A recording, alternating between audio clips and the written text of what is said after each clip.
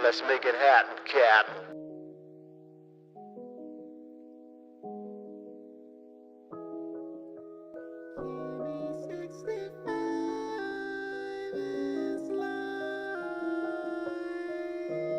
Oh, 7, and we are back again because there's so much to digest.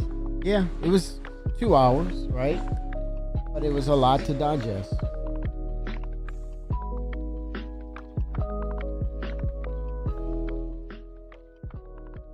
All right. Let us do this, man. All right.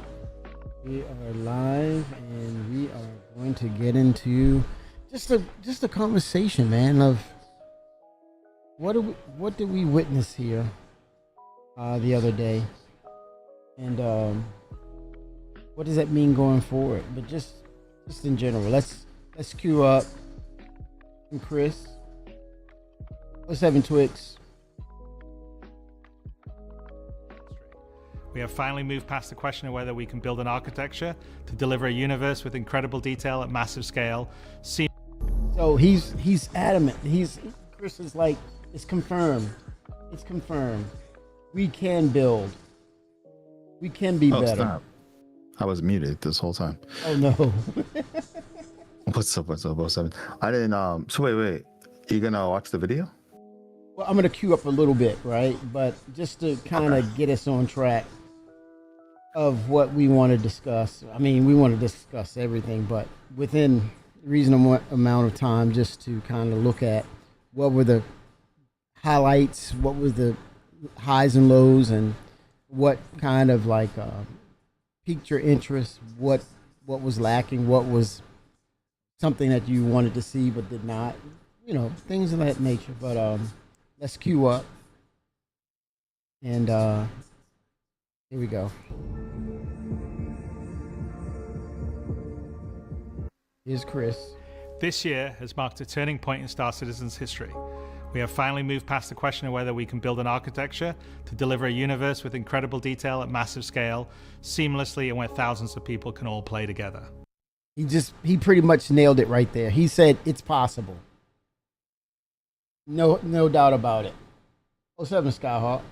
And we also have Skyhawk here to bring in the discussion and add some conjecture.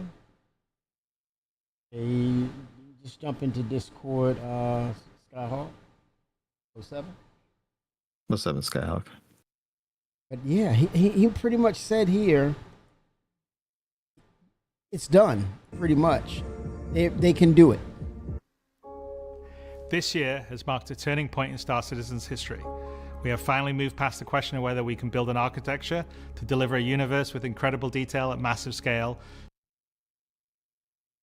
That nails it right there. Right there, point blank. Seamlessly, and where thousands of people can all play together. Thousands. Server meshing has been working pretty much flawlessly at scale for the past 9 months.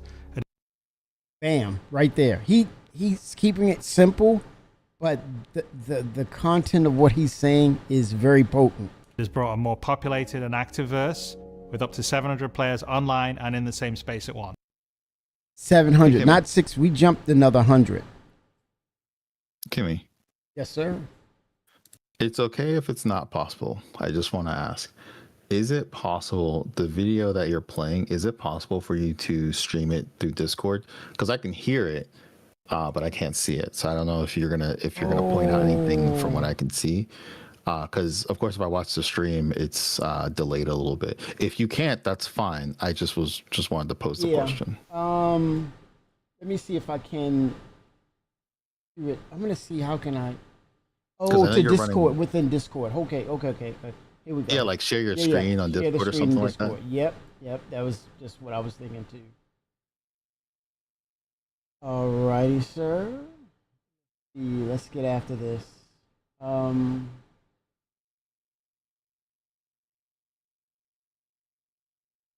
Okay, what I'm gonna do is make Yeah, this. because Can you see my screen on Discord or OBS? oh, hold on. Let me know. Yeah, I see your OBS setup. Okay. All right. Cool. But you can That hear works. it, right? So we're good. Yeah. I think I was already hearing it. Yes. I just wasn't seeing it. Yeah. So yeah, mute the stream, but still keep it up in Discord. Okay. Yeah. So mute you guys in Discord, right? Wait, what? Wait a minute. Is that what Skyhawk is saying? Mute. So we can. Oh, you can mute the stream. Okay. Okay. We'll do. Cool. Hey, where is Skyhawk? Okay, there he is. 07 Sky. He was in the waiting room. I don't see him anymore. Yeah, let me send him an invite.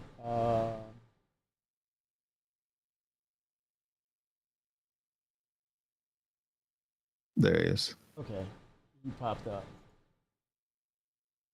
All right. 07 Sky. There we go. All Can you right. hear me yet? We can hear you, man, perfectly. 07. Let me So see if I can see your screen. You're sharing, Okay. right? yes. Do I need to turn myself up? Because I've turned down my mic for sensitivity purposes. Okay, let me see. I can turn you up. I'm just asking if I need to. 'Cause some people have been telling me I've been quiet. You're But, a little bit quieter than he is for me. Okay, let me turn him up. Okay, you're being turned up right now. Wait. Hey, he's talking about in Discord, I believe, right, Sky? Yeah. Okay, In can you hear him better now? Discord. Yeah. Hold on. I can turn myself up right now. I'll go Yeah, up let to him turn. In Discord, you're quieter to me than he is, so you're probably quieter on stream as well, I'm guessing. All right. Well, I'm going to go back up to 100%. So I should be good now. Yeah, you sound fine. Okay. All right. Are we all kind of fairly well balanced audio wise, sound wise? You guys sound good on my end. All right. Yeah, my anyway, go ahead. Okay, 07 On Bender. with the show. All right, let's bring back Chris again, but he kept it short, but it was concise. It was very clear and very confident that there's no mistaking here. So I want to highlight that, but listen to his statement, watch it because it's in closed caption as well, but he did not. Yes, Bender. He did not flinch at all. He did not flinch with this statement. So hear it out.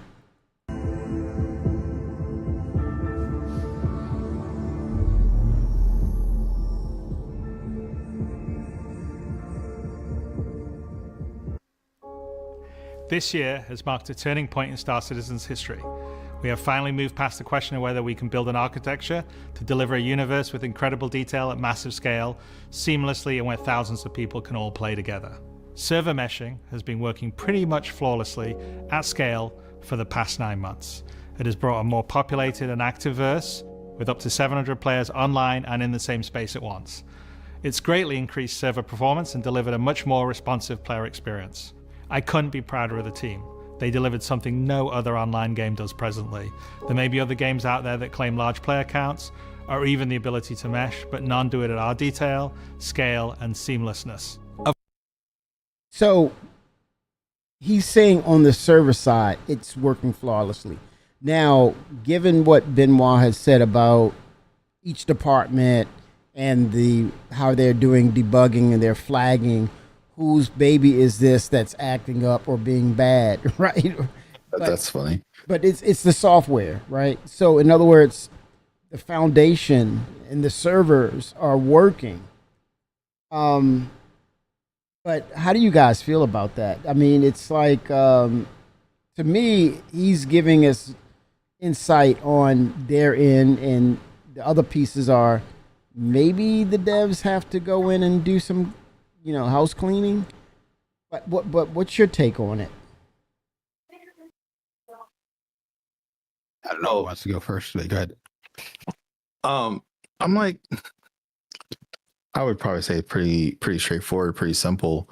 Like, you know, we were achieving what we went after and what everyone said was impossible for the longest time. You know, like every time they talked about server meshing and like Chris is a quack, you know, like, oh, he's a dictator, you know, like just all the sayings, like people just but like unbelieving, right, that it's possible.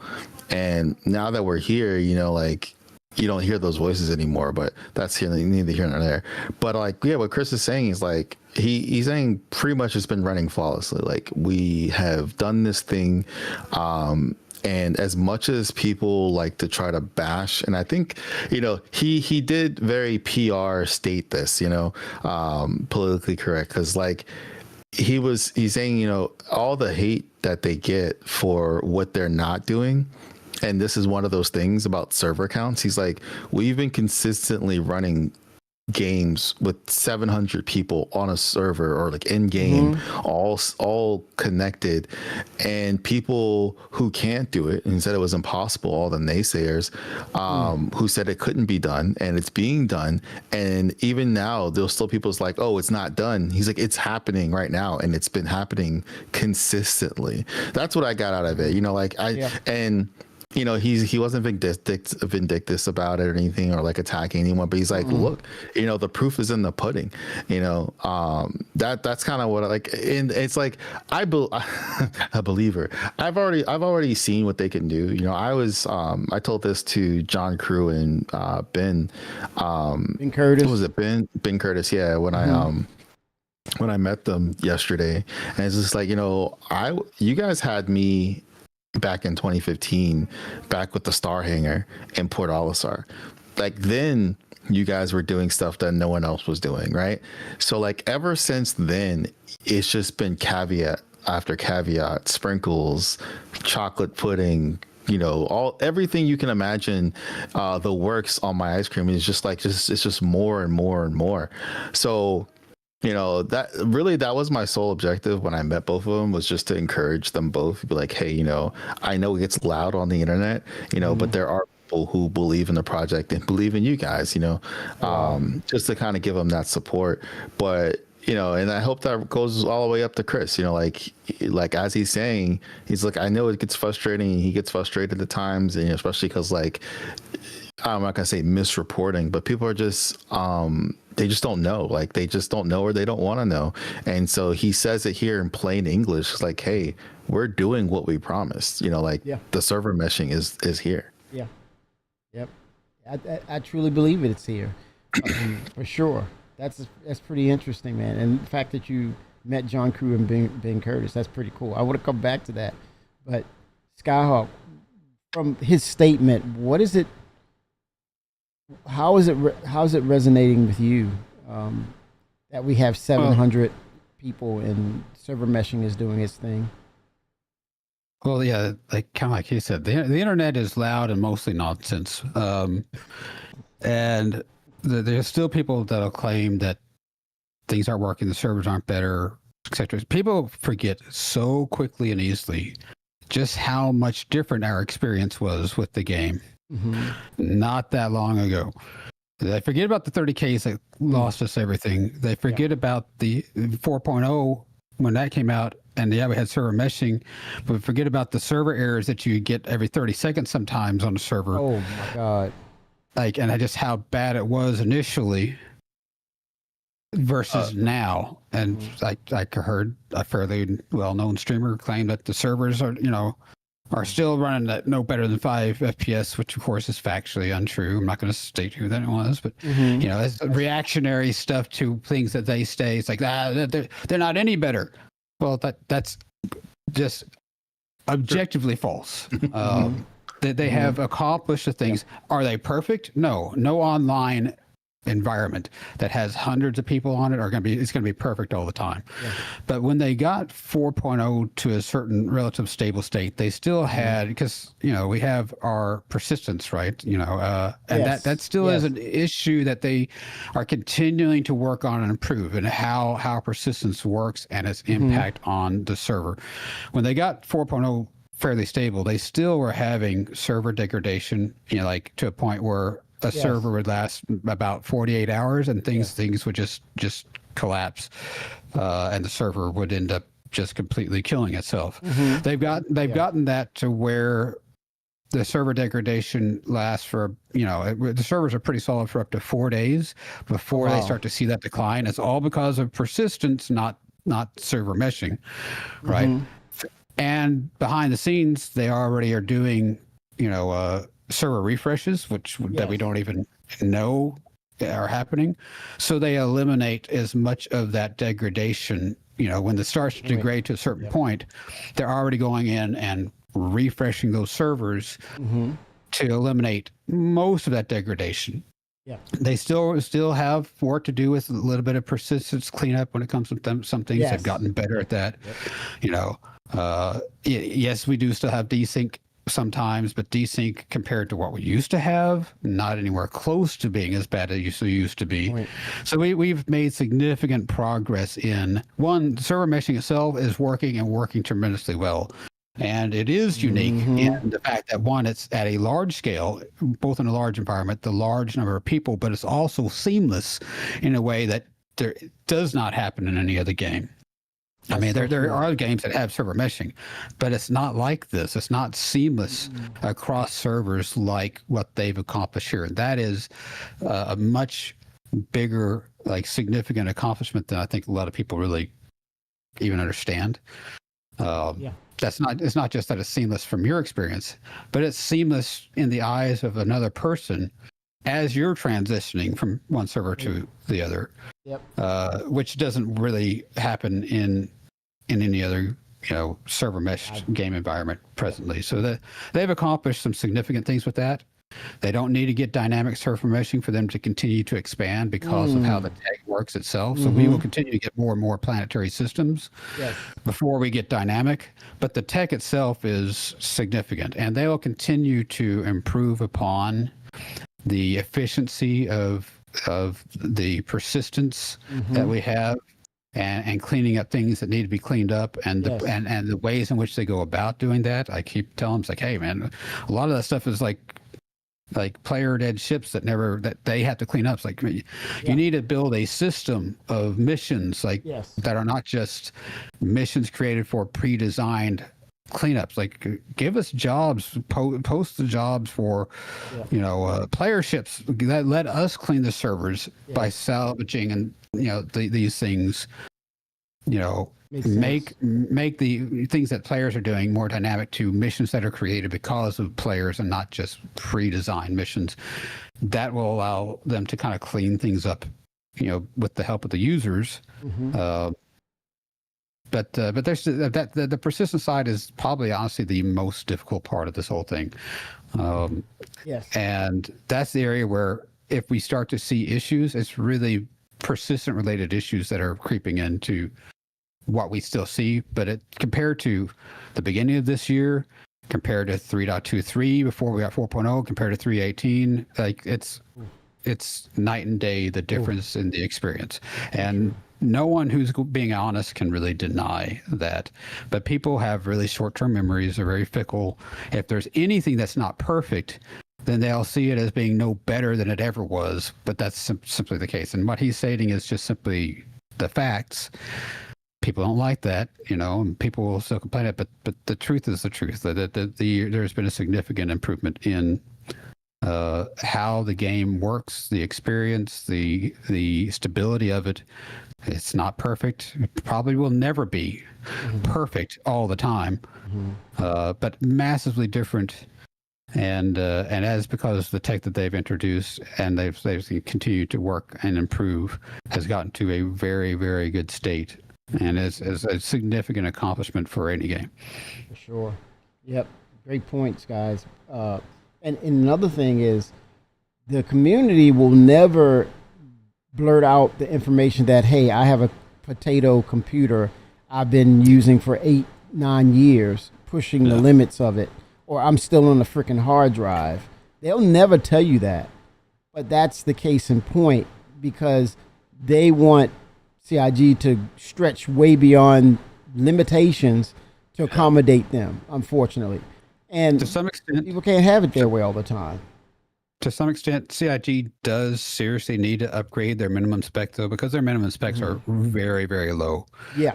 Compared to today and watch their minimum specs are lower than a lot of other games minimum specs that don't push things as much as Star Citizen. They're too low.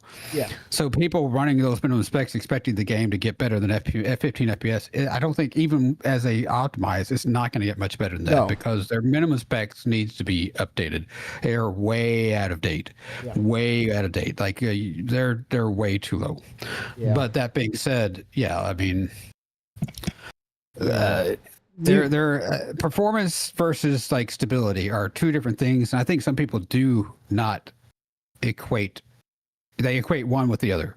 Like my performance is still terrible. This game's not stable. Right, not the same. Right, and they're not the same things. So. Yep.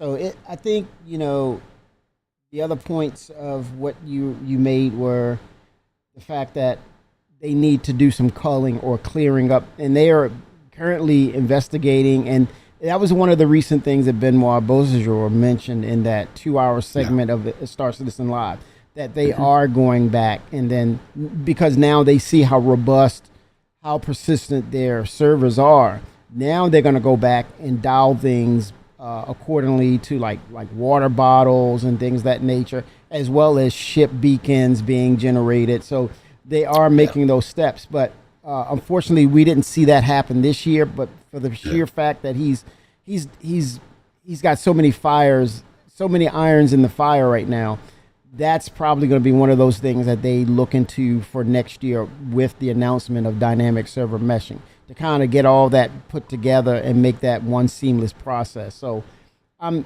feeling good about this, guys. I like what he said, and to me, just looking at the statement again, even though I was there, I'm looking at it again. I'm just like, holy smokes, I didn't see this. This is crazy. I think it was adrenaline and the outside, things going on. I didn't have full attention on this. Hang out with other people, so obviously there'd be conversations and other things kind of taking place as some stuff is going on too. So it's easy to miss a sentence or two here and there, or even like a short clip. Yes. So this he's saying, hey, I'm looking at this data every day, and I know between me, Aaron, Benoit, Leeds. We know what's going on, and we're here to tell you. He's confidently saying we're at a good place now. So this is good stuff, man. Let me push it forward a little bit. Of course, there will be continued improvements to server meshing and to Star Engine, but having moved past this last big technological hurdle has Star Engine allowed us to finally focus on quality of life and stability improvements, something that has long been overdue. We're about to deliver our 9th patch in 10 months, with content that has brought Star Citizen storytelling into new and exciting directions. We pushed more than 24 features and more than 2,000 bug fixes. And while there is still a long way to go, the game has gotten more stable, performant, and fun as a result. We see this in player metrics. More of you play every day. The daily average users is up 45% from last year, and your playtime is up 15%. So more people venture out into the verse and stay there longer than ever before. And through all that, we've told the dual stories of the Frontier Fighters Assault on Pyro and the moral compromises being made to combat the regen crisis. Now, as those stories come to a rest for the time being, it's time to look forward to the next chapter of Star Citizen, where the instability in Pyro and the callous actions of some pave the way to new adventures, new locations, and new threats. Last year, we announced our next Star System would be Nyx, home to the People's Alliance of Levski and bordering the Vandal threat. Today, we're proud to share that your adventures in Nyx begin not next year, but next month. Wait a minute. Time out. Chris, he broke his cardinal rule. He gave a date. He did technically, yeah. We actually know the day in which it's going to be live, right? We know the day because yes. Because it'll be for IAE. It'll be the patch 4.4 is the next patch after 4.3.2, right? There isn't going to be a 4.3.3. No. And 4.0 will be, of course, the IAE patch, but that'll be like a sideline thing to the fact that it'll also be the next patch, so November 18th, the day one of IAE will be, when we get Nyx. Yeah. So And speaking of It wasn't- Knicks, yeah, go ahead, Twix. I really wasn't ready when he did that. I was like, You weren't 'cause ready, when but you heard it. I heard it, but because I went into CitizenCon Direct like cold. Like I wasn't like looking for information. I wasn't following information. Like I didn't really know what to expect. And not in a bad way, but I want to say I had low expectations. Like my expectations were so Regarding low, I yourself. didn't have any. You regarding Right, 'cause, like, yourself. It wasn't like I'm not excited for the game or I'm not happy for the game. It's kind of like I was explaining before. Like everything that we've gotten now for me is just more content, right? It's just more icing on the cake. Every time they drop something, I'm thoroughly excited. I'm happy for. Once we jumped to Pyro, I was like, yeah, this is it, right? So when he said Knicks, and like I told some people, and they're like, yeah, man, we knew Knicks was coming. Like, no, I want them to tell me, like I don't want to just be bathed in rumors and conjecture. Like I want to know from the horse's mouth, because like that's how I feel like I was getting disappointed a lot, because I was expecting things to happen and then I didn't see it happen, or like I didn't see all that I heard, right? I only got like pieces of it. But when they said Knicks, I was just like, hey, I was like, all right. Was it just Next Knicks, year. or was it the expression of NNM, meaning Knicks next month? Well, yeah. So like I was already, Knicks, because we know Knicks, Castra are coming, right? So we'll have Stanton, Pyro, Knicks, Castra, and there's supposed to be one more, right? Terra. Terra. But I don't think we'll get Terra until we get 1.0. Terra is much more involved. Yeah. But that's what they were saying. 1.0 is going to have 5 star systems, and Terra Correct. would be the 5th one. Right. Yes. So right now we've got 2, right? And we 2 for got now. Pyro at the beginning of this year, Yes. and now we're getting Knicks this year. So 2. there's a potential we can get 2 more systems. In fact, In they alluded to it. They 2026. actually said it, but no one was paying attention to it. And it was reiterated by somebody I know who I won't disclose. Be careful. but Be careful. They basically, there's a very, very strong chance that on top of Knicks, which we're getting this year, that we'll be getting 2 additional systems in 2026, Mm. which is crazy to think I about. don't include Terra thing though. is- I don't include thing, that being Terra. The thing is, if we get 2 other systems in 2026, whatever they may be, right? That we know what the plan is. We can go back and watch CitizenCon if you have to, but we know there's supposed to be 5 systems before 1.0. So if we have 5 systems next year, like we could possibly get 1.0 next year. Is what that I think means. I think it'll still be 2027. I think they're going to be adding an additional system to those 5 that they told us. I do think we're going to get Castra. Magnus? But Can we say Magnus? Let's say Magnus. We see it in the star Magnus? map. Let's say Magnus, okay? It's a reasonable possibility. It is also possible that because Squadron 42 is going to be coming out, hopefully next year, Nyx has a jump point from Nyx to Odin. Odin is in Squadron 42, Yes. and we know it's a completed system. So there's a good chance that Odin might be one of the systems they give us after Squadron 42 comes out.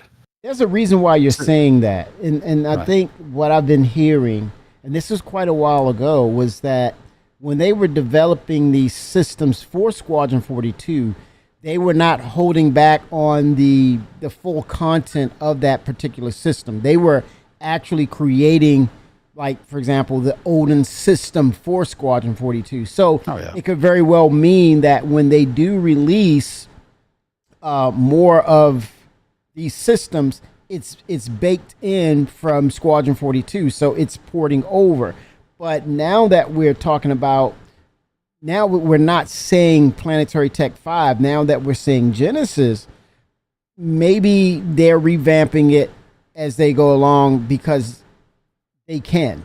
But yeah. It's a strong chance that these systems with the reveal or the release of Squadron 42 will be included or inclusive to Star Citizen, the game.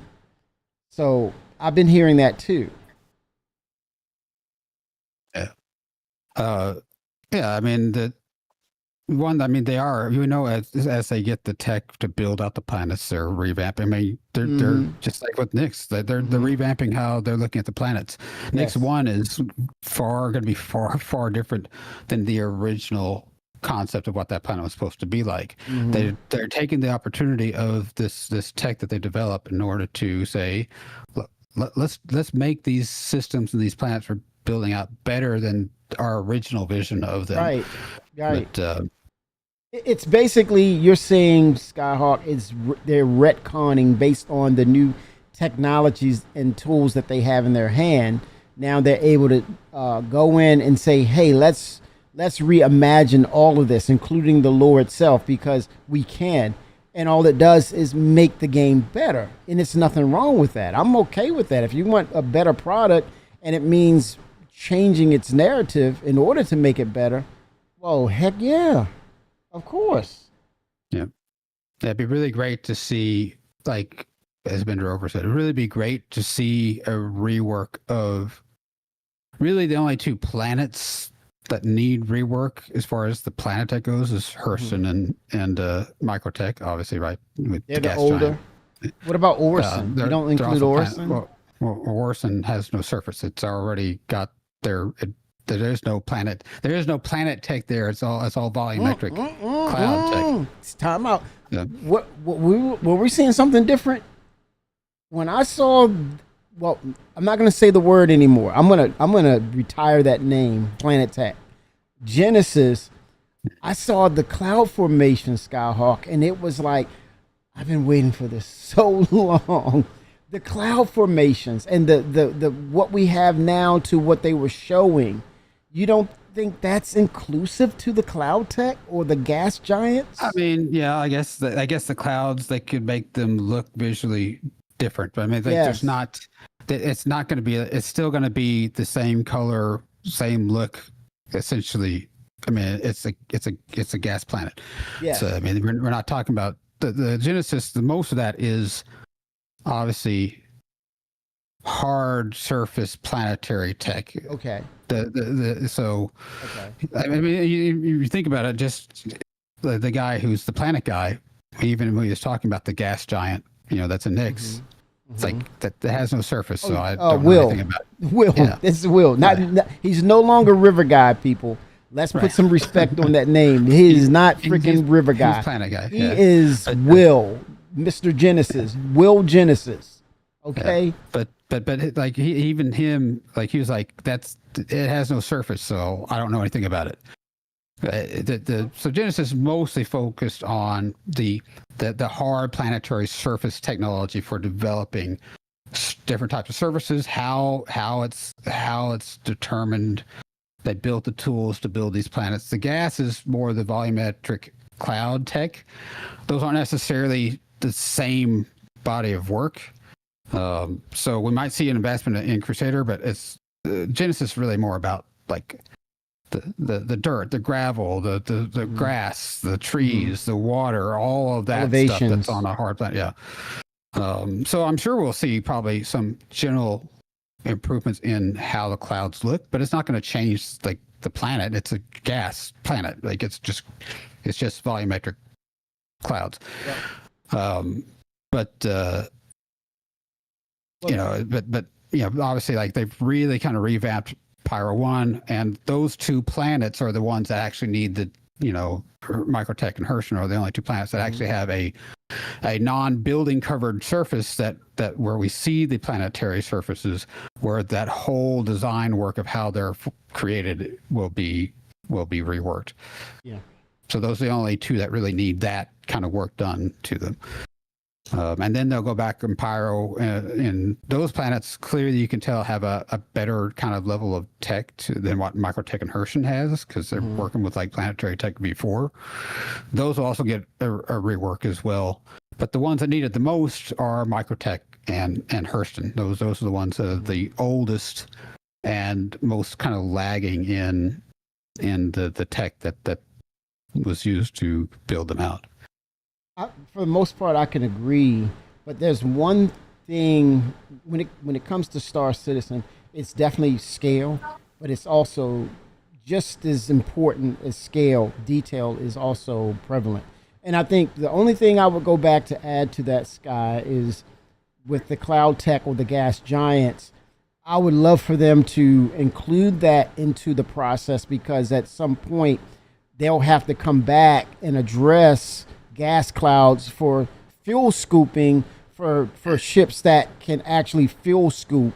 And mainly that they have now, but yeah. But mainly the Starfarer and the Starfarer Gemini that can transfer hydrogen to ships that can't scoop hydrogen, such as your military-based ships. But there's other ships like the C-100 and other ships that can go in and scoop hydrogen from those gas giants. So I would love for them to be inclusive of that technology and leverage the Genesis technology with that. If I was to say one thing they want to go back and do, or just do it in one process and don't forget that layer of detail, because at some point they were talking about refueling. That's coming next year. So I hope that they do that with the gas giant planet that's going to be in Nyx. When that comes out, hopefully that'll be a mechanic that people can utilize. Yes. That maybe that gas giant will be made of a gas that is valuable for not just refueling, but maybe for other things too. And that can be a source, source mechanic for those ships particularly. Yeah. I don't know how far in the video we're gonna go, but we're gonna get to that, right? Yep. We're gonna get to the Genesis system. We're still talking. And Chris is still talking. We're like literally like what 5-10 seconds into with Chris. Oh my god. Okay. And we're already talking about stuff that's 45 minutes away. Yeah. All right, let's jump. Let's roll. All right, here we go. Good points. When Star Citizen's third system comes online in Alpha 4.4. 2 new systems in 1 year. That's only possible because of the tireless work of our development teams, server meshing accelerating what's possible, the support teams behind the scenes, and most importantly, all of you. Now, I do miss that we're not all together under one roof this year, but in many ways, we're more connected than ever. Across the globe, many of you are gathering at watch parties, 9 of them with our developers in attendance, and countless others springing up in communities everywhere, and all happening simultaneously today. So even if we're separated by oceans and continents, we're bound together by the same passion for space, for discovery, and for this incredible universe we're building together. Whether you're at home or alongside your crew at a watch party, grab a drink, sit back, and let us take you inside our up-and-coming plans for the next year of Star Citizen. That's right. This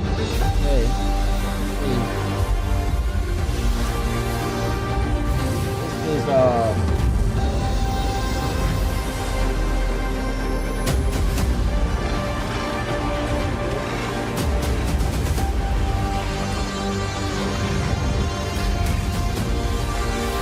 This is Nyx. Look at that. That's Nyx. Yeah, they got a whole Quest World thing going on. Yeah.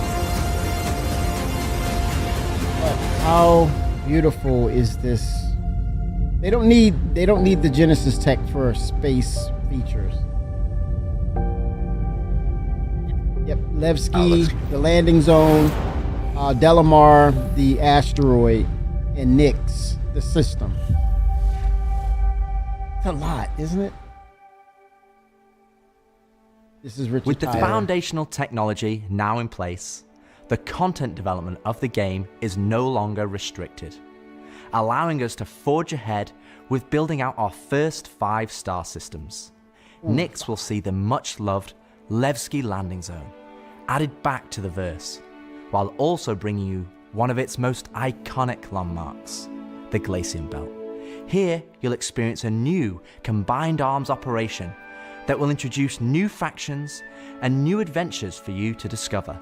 With this edition of our 3rd star system, we're also going to do something that's at the heart of the entire Star Citizen experience, and that is to build it right in front of you. As we have done this year, with the addition of several major locations, such as the Hathor facility or the Lazarus complex, we will continue to unveil new Nyx content throughout the year.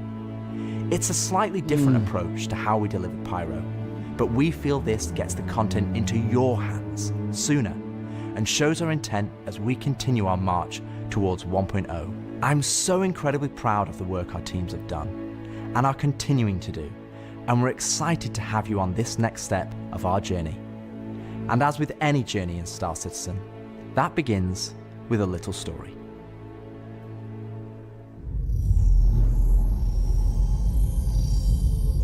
the lore team for sure. And the story so far. In 2025, we introduced 2 major storylines spanning multiple patches, creating a living backbone for adventure across the universe. The first was Pyro Must Burn. It connected Stanton to Pyro and introduced the Frontier Fighters, who are relentless, brutal, and determined to wipe out any threats that cross them. And with this month's release, you'll now take part in the conclusion to that storyline. The second was Science Run Amok, with the Regen Crisis throwing the Empire into chaos, and you all jumping in to help the various corporations respond. Through that journey, we pulled back the curtain on ASD and its shady practices, uncovering long-forgotten Onyx facilities, and met new characters like Dr. Logan Yorit and Detective Arkham Mella of the Hokro Agency. And just like the Pyro Must Burn storyline carried us into a new system, Science Run Amok is now setting the stage for Nyx, the next step in the larger story we're telling on the road to 1.0. As this new chapter of Star Citizen begins, let's hear from just a few of the team members working to bring this next era of our universe to life.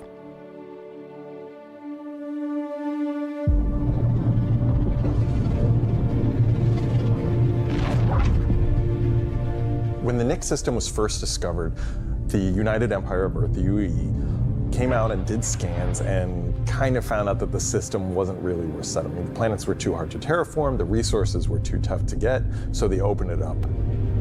And one company saw an opportunity where the UE didn't, QV Planet Services.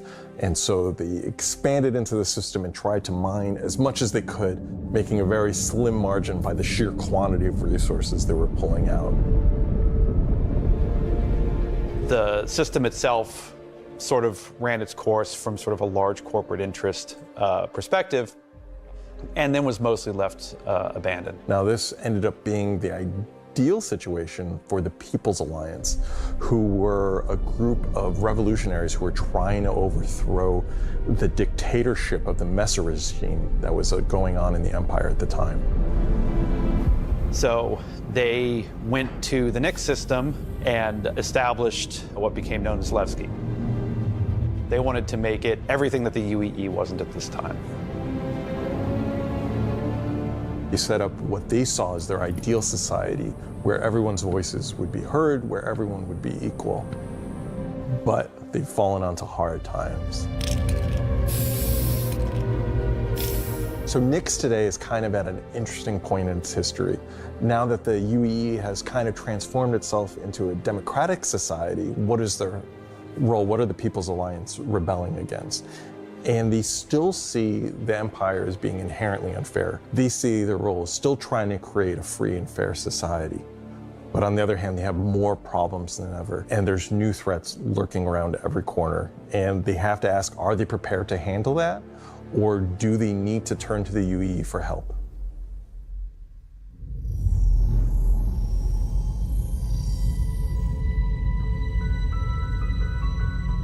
Making a star system is, you approach it from kind of 2 angles in a weird way. What is this system bringing to the gallery? How does this new system plug into it, and what does it bring to the table from a sort of a flavor experience? We want to make sure that whatever it's bringing to the company is unique and has some flair to it.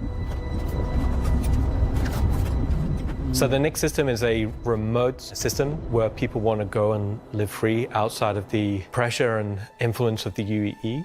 It's a remote and rugged system with a lot of hostility coming from the ever-present threat of Vanduul. It's kind of like a frontier-esque thing. It's not lawless like Pyro, it's just kind of out there. Pyro's more like a Mad Max wasteland, and Nyx is more like Silverado or like Deadwood, right? It's kind of like a smaller scope. The emptiness and the loneliness is the defining factor. You're still going to find gangs, you're still going to find hostile presences, but it's where people go if they want to live off the grid. The People's Alliance is the main peacekeeping force in Nyx. They were unhappy with the direction that the Empire was going under the Messers. They got out. They said, we're just going to start from scratch, build our own society, but build it the way that we think it needs to be built. They're not perfect. They're just people, but they're doing their best. They want to help keep Nyx safe and make it prosper. They are trying to do the best that they can, but are faced with the realities of dealing with people, which is tricky. The Pyrostar is quite a warm star. Stanton star is quite neutral. And the Nyx is a little bit cooler. The system has its star, and it has this dark, really, really dense gas sort of nebulous cloud. And it has points of light scattered around it, and those points of light in this gas cloud is really, really hazy. So because Nyx is bordering Vandal space, it was important that we have a gap in the Nyx gas cloud where you could sort of just, in between the clouds, see a piece of the Vandal space. It feels so close that it's even like protruding some red light. The level designers are using it as an actual visual indicator of where to place more dangerous POIs. So if you point your ship in the direction of it, you should find, as we build it out, that you will be in more and more danger. And I think that's really cool. To give more atmosphere, I was testing out adding some sort of space snowflakes, essentially. So when you look towards the sun, you can sort of see that sort of like sparkle. But then when you look away from the sun, you'll see the reflections and sort of like little glints of light. For the jump points in Nyx, we'll have 2 on this release. We'll have one from Pyro to Nyx and one from Stanton to Nyx. It should be going from Nyx to Castra, but we're essentially bypassing Castra temporarily. Hey, we want to make sure you can get there any way you want. Galatian Belt is a huge asteroid belt that is in sort of the middle of the system. The Galatian Belt is a combination of a bunch of technologies that we already had. The asteroid fields we use for planetary rings and the gas clouds. And it's combining them to make something completely new that we've just not seen before.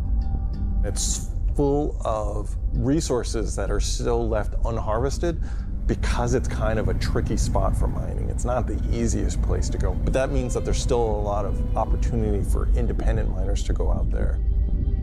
So the rocks in Nyx are a bit more sharp, like sorts of like icy look, rocky, cliff-like, very different from those in the Pyro and the Stanton. One of the big differences too is all of that extra added movement that just adds a little bit of extra flair.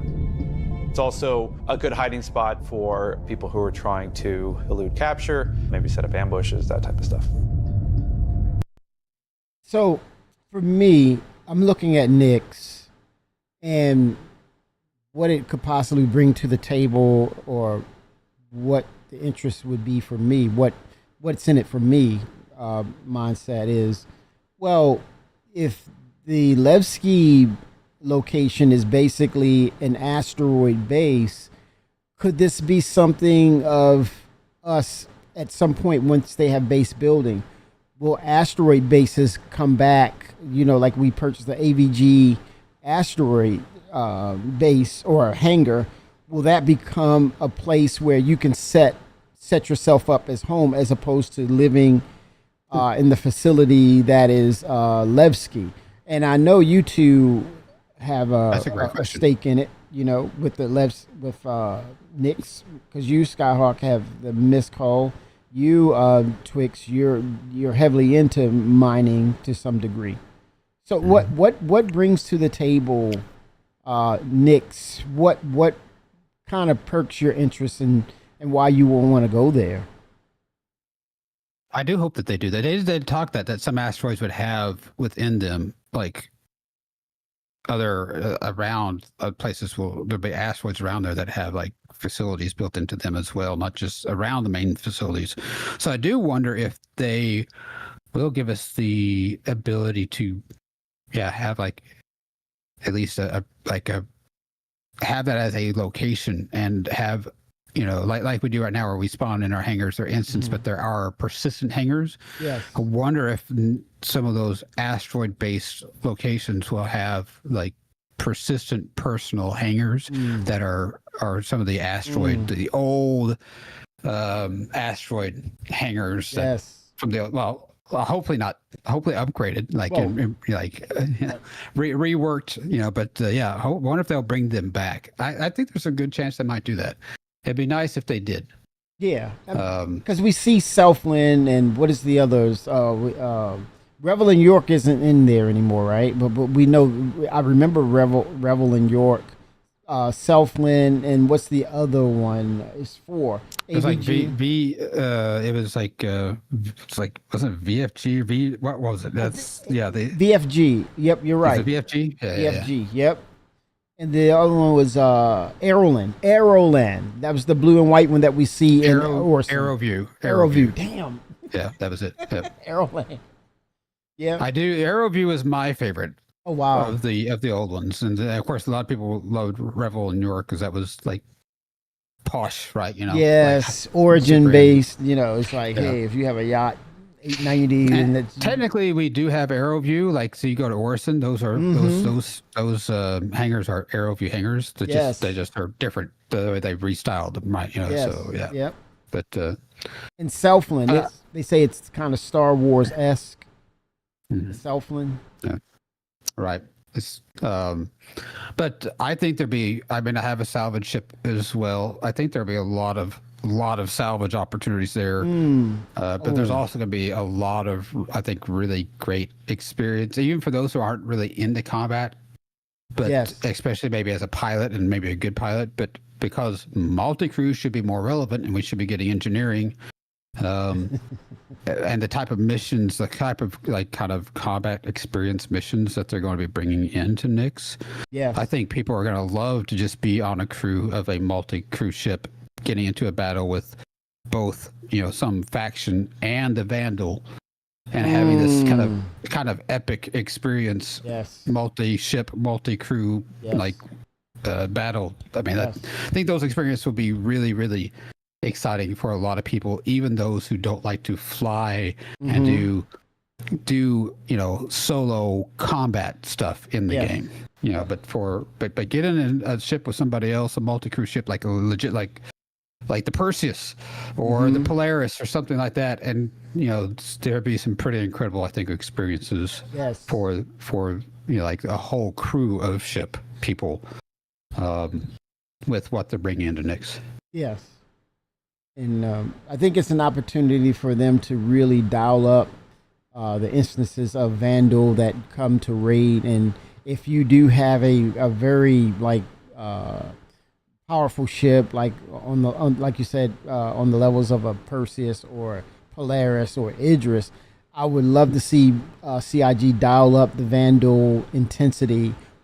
Fight fire with fire type of deal where they can ramp up and be able to confront all aspects of what is perceived by threat by them.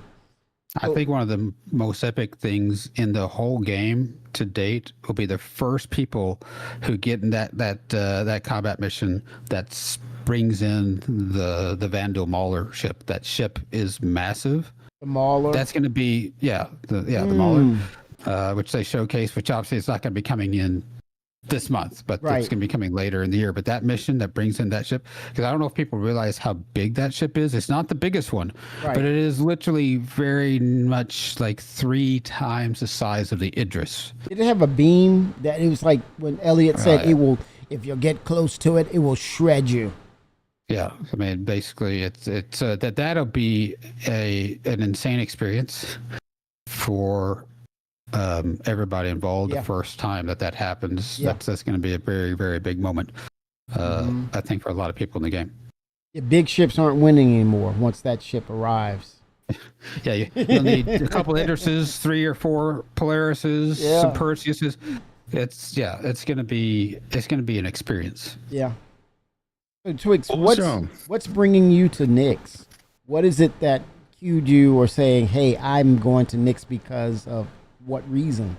Why are you going to Nyx? Well, my technical reason for going to Nyx would be I just think it's going to perform better.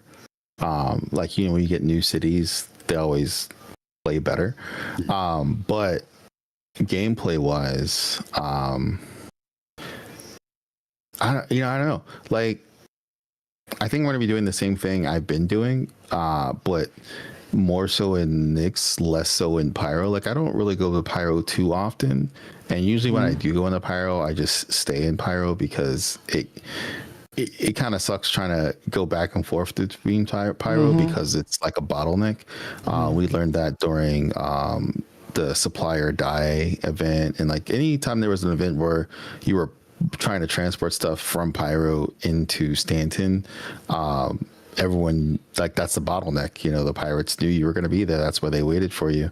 But now there's actually two ways to get to Stanton.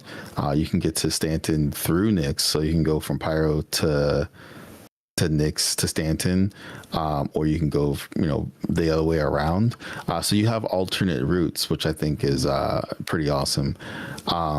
But you know, this guy actually, so I'm going to segue into a little story that you know personally that I had with you, and I actually mentioned this with both John. What did I do to my screen? There we go. Maybe not. Anyway, but so sorry, I just realized something happened to my screen. Remember back when the Vulture first came out? Oh, how can you forget? Yeah. So when the Vulture came out, I remember you know, being excited about the Vulture, and telling me, and I had no idea what salvage was at all. And I totally dogged on that ship. I was like, yo, man, who cares about salvage? Like, salvage God. Like, do you remember that? Do you remember that conversation we had? Because I was like, that's you know, who cares about that mechanic? Like, what is salvage? You know, it's all about, you know, the gem mining, because I wasn't really much of a ship miner. So I was straight just dogging on the Vulture when that came out. And then little did I know that was going to be like my main profession, right? What? Salvage is great, man. And I think honestly, the Vulture is fantastic. I mean, it's pretty good ship for exactly that. For 1 to 2 people, it really is, I think, probably best for like a couple people. But you can obviously work with one. But man, yeah, the salvage is, it's only going to get better, I think. I think they're going to continue to improve it. And so that's the thing, like, you know, if I'm not doing gem mining, like, salvage is the way for me. So like I just do nothing but salvage all the time. I'm kind of, you know, doing some other things as well now, but I just think that was funny because I told that to both Ben and John. I was just like, you know, it's crazy how like one of my friends, he was telling me how like he was introducing me to like salvage, because I didn't know anything about salvage at the time. I didn't even know what the Vulture was. Like, it's just like, he's like, look, it's the Vulture, we're getting salvage. And just like, yeah, it's all right. And I was looking at it and you were just so excited. I'm like, man, this thing is trash. Like, who cares about this? Who cares? But then, like, little did I know, like, that was gonna be like my bread and butter. That was gonna be my main gameplay loop. Like, every time, like, I don't even know how it started. Like, I don't know when I got a Vulture, and then there was a point I had like 6 Vultures because I was running like fleets. It was insane. I was doing everything with it. So going to Nyx, I'm definitely going to still be doing the salvage gameplay, running my you know, operations, whether it's mining or salvaging. I don't know what the gem mining is going to be like in Nyx, but those are my gameplay loops. You know, it's the gem mining, salvage, and logistics, because I didn't want to say ship mining because I don't really do ship mining, but I do logistics for ship mining. So that's going to be a thing. So I don't know, man. It's you know what though, guys, this is crazy because I came into this with the mindset that Nyx is predicated on cargo, right? its structure is cargo based, the cargo grids, the dropping off of large cargo onto the EVA cargo grid. But here you are discussing this, and it flipped it on its head, and not having a clue. But now, where it makes sense of what about this potential of mass destruction that's out there, and you spawn from potentially asteroid base with these salvage ships, and possibly the rumor is there's going to be a mid-sized salvage ship. But you're coming out there scraping and running, scrape and run, and you're methodically cleaning up stuff as things are destroyed. Or basically, this becomes the home of what do you call derelict ships, because of the potential of destruction that's going to happen when we have raids, and you have a sort of like not lawless but somewhat lawlessness where you can come and attack and do things, and then the aftermath is dead ships. Yeah, I think it's going to be great salvage opportunities because of exactly that, with a little element of risk. But at the same time, I think Nyx is going to be a great experience for the cargo haulers too, especially since they're going to finally get inter-system cargo hauling. The whole owners and all those, like when the Drake why is the ship leaving my mind? The ship we're waiting on right now for Drake that everyone's anticipating, the Ironclad. The Ironclad comes out. People are gonna love, I think, the cargo experience as well. Hello. Especially going from, say, like Stanton to Nyx or Pyro to Nyx or whatever it is. I think there's gonna be a lot of great experience, for those people as well, with the changes coming for that. But I think there's gonna be a lot of salvage opportunities. A lot of salvage with a little bit of risk. Yeah, you get into those areas where a lot of like dangerous stuff just happened. Yes. And there are a lot of dead ships there. Yes. You get in, you salvage as quick as you can and get out before, don't get greedy. You get yourself in danger as well. But I think there's going to be a lot of great opportunities for salvagers in Nyx because of certain areas in Nyx where those events are taking place. Yes, for sure. I mean, it's just opportunity and capitalizing on that opportunity. And if you spawn from there, you have that quick get in and get out. Yeah. I'm curious because when Pyro first came out, this was the case, but things have changed. But I'm wondering if this is going to be a place, like where's going to be the best place to sell salvage is where I'm getting at. Because there was a time when Pyro first came out, a lot of the Pyro locations actually had really good prices for RMC. That kind of died off, but I'm curious about that because there was a time where I would import my salvage to Pyro, and then I would just stayed in Pyro and salvage and just sold there. But then it got to a point where, because of the faction wars between headhunters and POE, not POE, Citizens of Pyro. Citizens for Pyro, CFP. When that started going off, I couldn't sell because Citizen of Pyro, their location sold okay, but their location didn't sell the best. It was really the headhunters that sold the best, and because I was running because I chose CFP, Citizens for Pyro, I couldn't sell at the headhunter locations unless I could sell there, but I had to fight. Like every time I went there to try to sell, I had to like put down the people there first before I can actually get my cargo. Or exactly, yeah. So like it's like I would fly in, getting shot at, unload my cargo, and then to get to the selling terminal, I had to shoot my way to the selling terminal.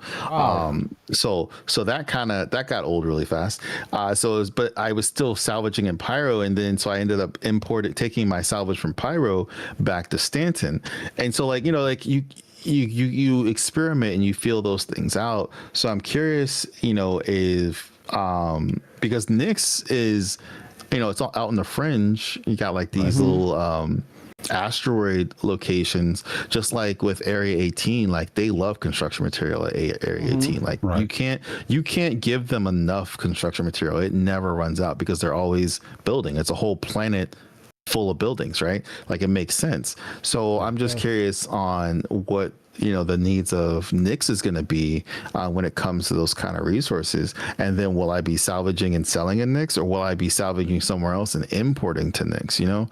So those are the kind of things that would determine like my activity in Nyx. And again, I don't know what the gem mining scene is going to be like. I'm assuming mining is going to be pretty prevalent in there. So if anything, I'll be running logistics for mining in Nyx at the very least. And then also just within my org, a lot of people, I hate to say, are afraid of Pyro, but like there literally are people who just won't go to Pyro. It's like you say you're going to do an operation, they're all for it. You say Pyro, they say I'm out. Pyro, it's not that. Pyro's not that. It's lore specific. Right, yeah, but it's not like people are like that. It's interesting, but Pyro, I think a lot of people won't go to Pyro because I think as soon as they get there, they're going to get ganked by somebody who's just going to shoot. That does not happen very often at all. It is pretty rare experience to even with as many people are in the game. That's like Pyro is not that bad. Like I mean, it's just about which faction. If you've aligned with the faction, that is, how much it might affect locations you go to. That are from an opposing faction. But I think Nyx, like Levski, is a pretty major hub. I think it will be a good location for salvage. But I do hope that, say, before the CIG gives us ArcCorp 2.0, because it majorly needs a refresh, I kind of hope that they have a campaign of, say, ArcCorp is in major need of significant amount of construction material, like the super high demand, and a premium price before then, as a Q sign before they drop us ArcCorp 2.0, because I mean the whole plant needs to be, like I said, a refresh. So make that a campaign thing that players can get behind and get involved in, where no matter what system they're in, the place they want to go sell that construction material for that time period is going to be ArcCorp, because that's where they're going to get the best premium, because there's a super high demand for it by the whole planet, and have that as a campaign. And then after they have that campaign, boom, they drop, the refresh ArcCorp 2.0 like they did with Levski 2.0 some years ago. So I obviously I hope that it ebbs and flows and it changes depending on circumstances, obviously, that are happening in the game.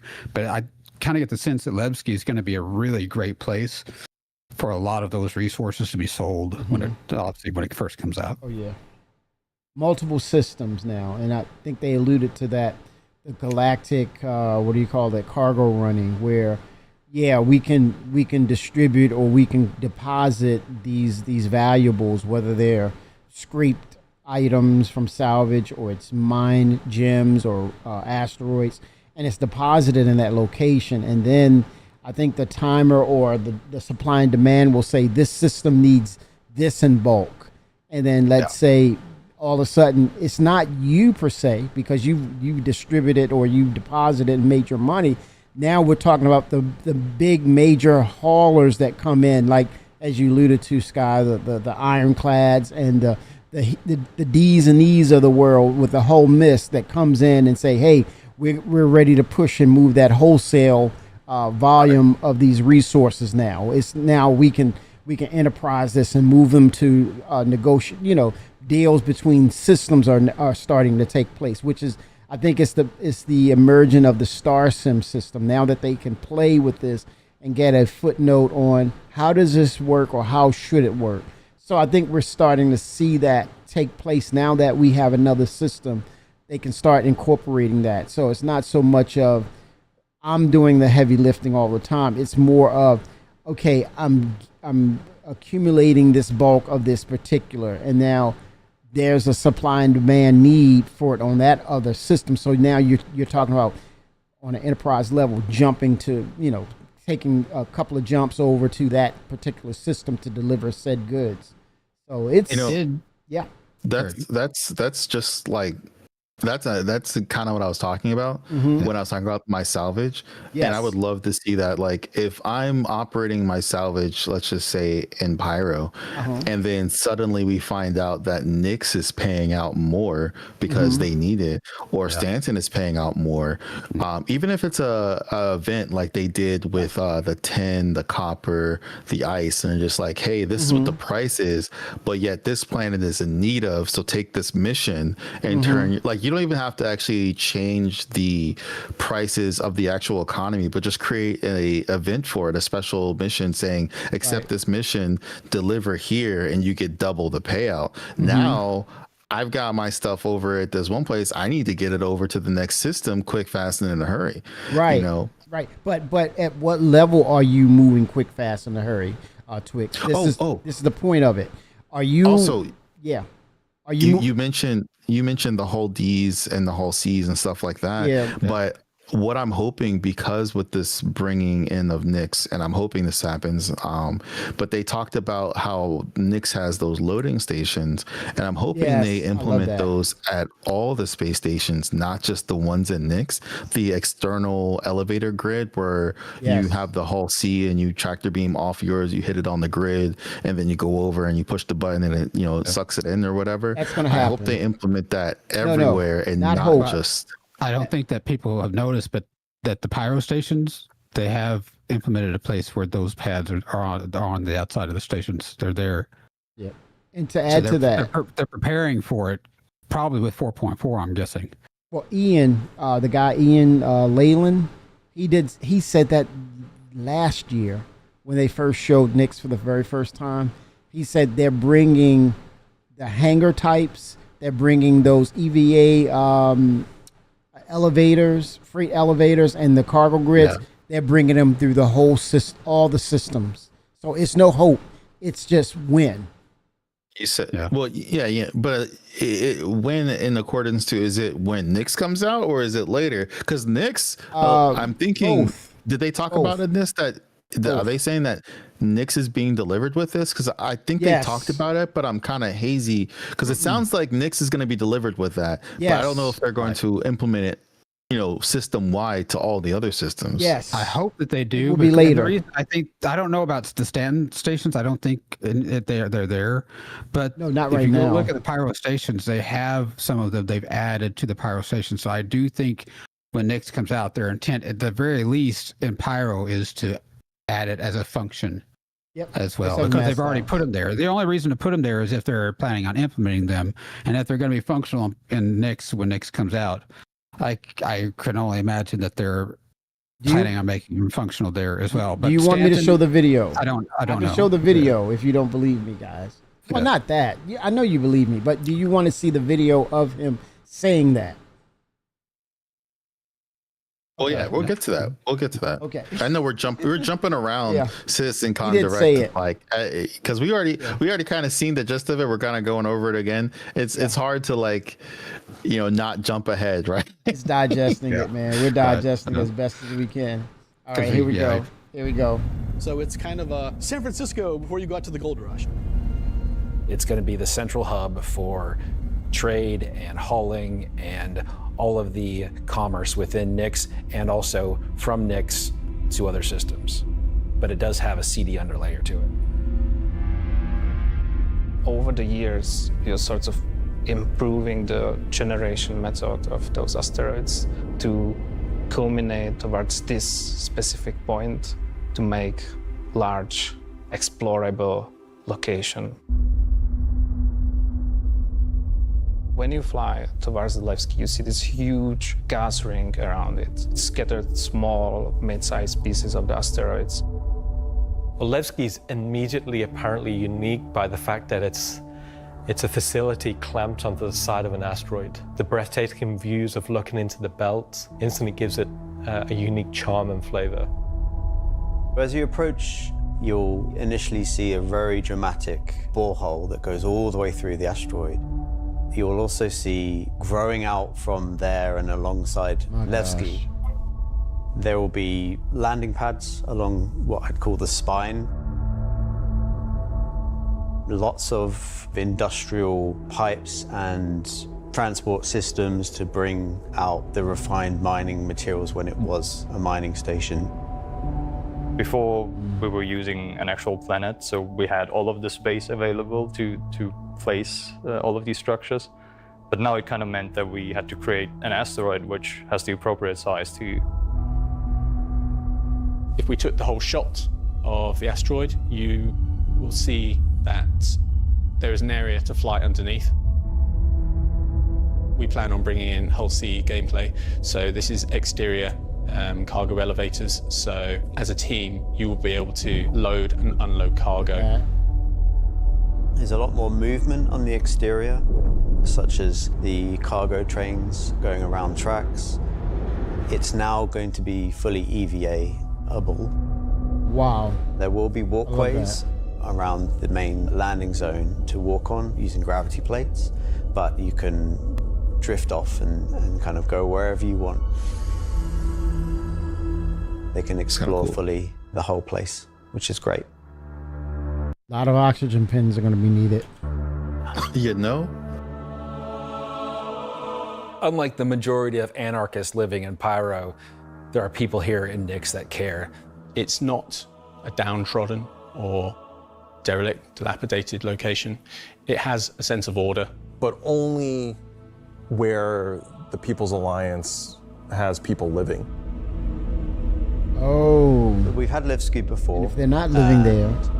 We've updated it quite substantially to be more in line with the newer features that have been put in since, but also visually. And there's been a lot of quality of life fixes that we've wanted to add and bring up to like a good standard for a landing zone. Gracing the main lobby of Levski is a large statue of Anthony Tanaka, who was a child worker. And was being worked to death, all of them were. And Anthony Tanaka just had a break and just said no, and stood up against the foremen, the supervisors, the managers, the guards, and was killed for it. And so he became a sort of a figurehead. And kind of was one of the linchpin moments in seeing the fall of the Messer regime.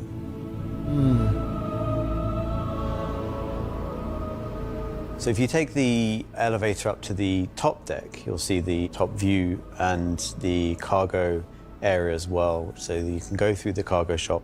You've got your normal kind of cargo needs. You'll have ability to trade. Nice. And buy your tractor beam and other gear that you need. So if you were to die in the Nyx system, then one of the places you might come out from is the hospital in Levski, which is called the Mercy Hospital. So Mercy Hospital is just basically, it's a local med station for all the residents of Levski, anybody traveling through the system. Again, they're trying to provide as good medical help for people as they can. When what I just thought you arrive at the Habsburg. I say again, Twix.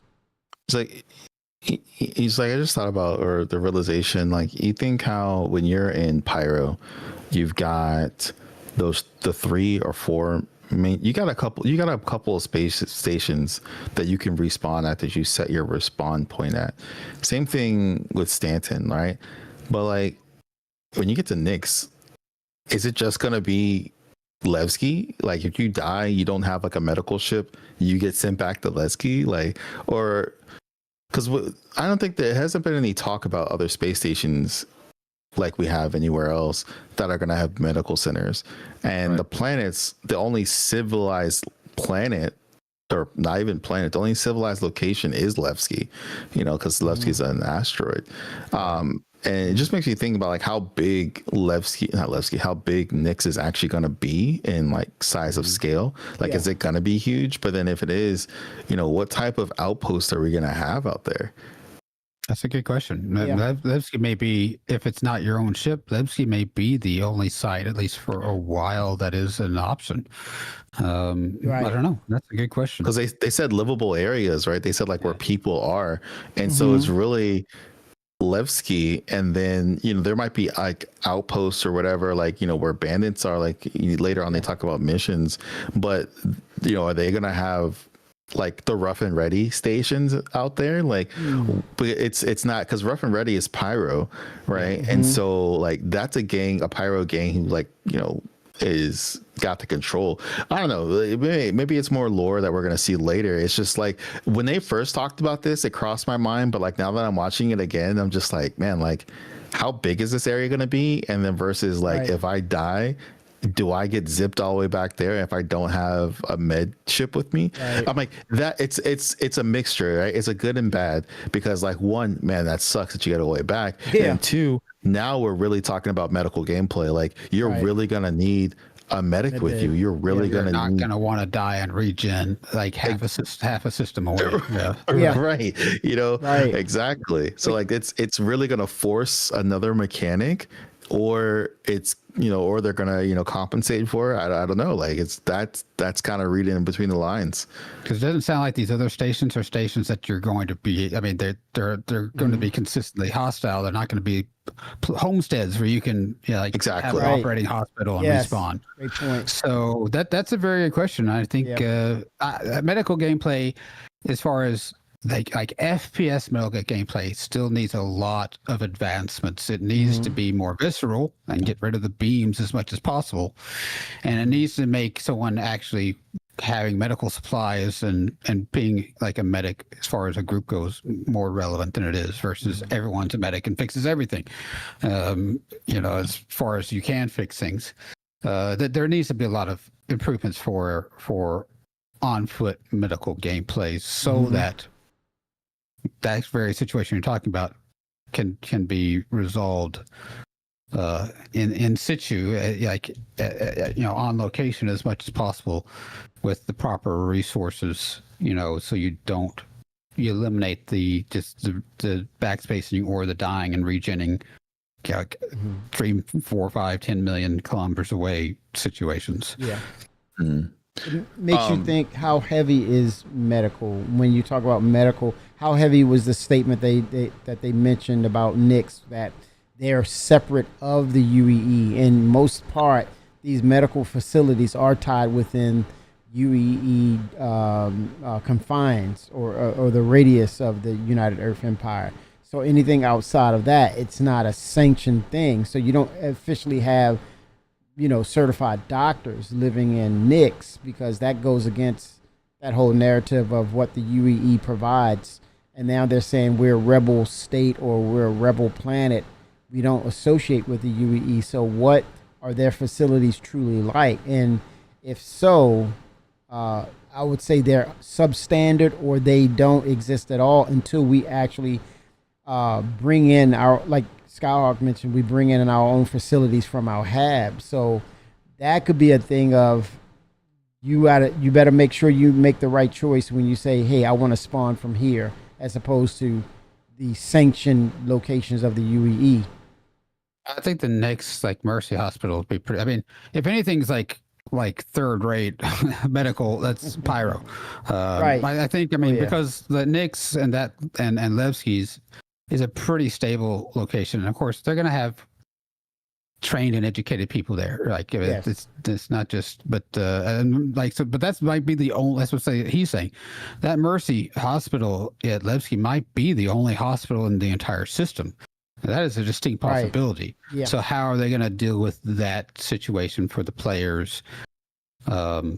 Is that going to lead to them continue to give us maybe more evolved actual medical gameplay that's not shipbed related, but like FPS related medical gameplay that's improved? So that we don't have to respond all the way back at Levski if we're way out away from it. So I had someone mention to me about how there's 3 planets, but only one is inhabitable.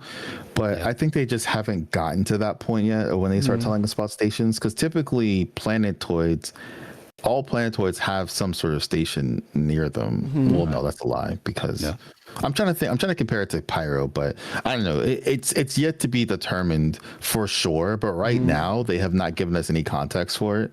So yeah. Yeah, Pyro 1 originally was not supposed to be habitable. There's not supposed to be any major city there. I still don't think they're going to put a major city on Pyro 1. It's been abandoned. I think they're going to probably leave Pyro 1 mostly open for us to build our own places on.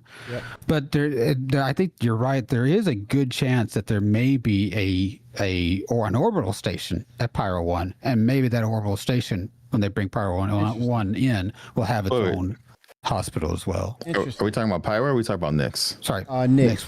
Nyx 1. Yeah, my bad. Okay. Nyx 1. Yeah. When they bring Nyx 1 in, I think there's a good chance that they might put an orbital station there, and maybe that orbital station will have a hospital in there as well.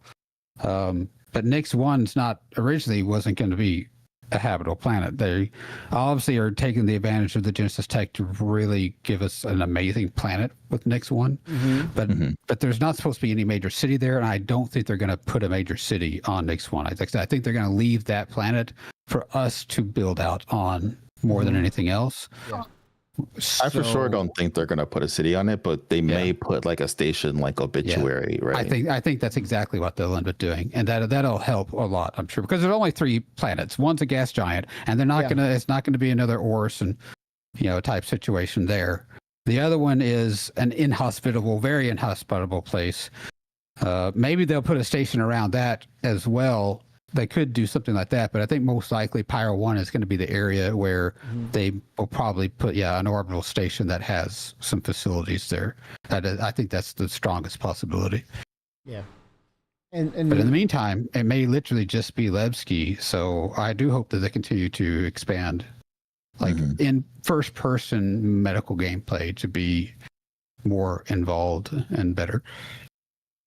But I don't know for sure if it's in this video or not, but I feel like I heard someone talking about how, like in Pyro, eventually when you get to take over stations and like there's like a power management thing, and like orgs have to like hold certain places to keep like their bases with power.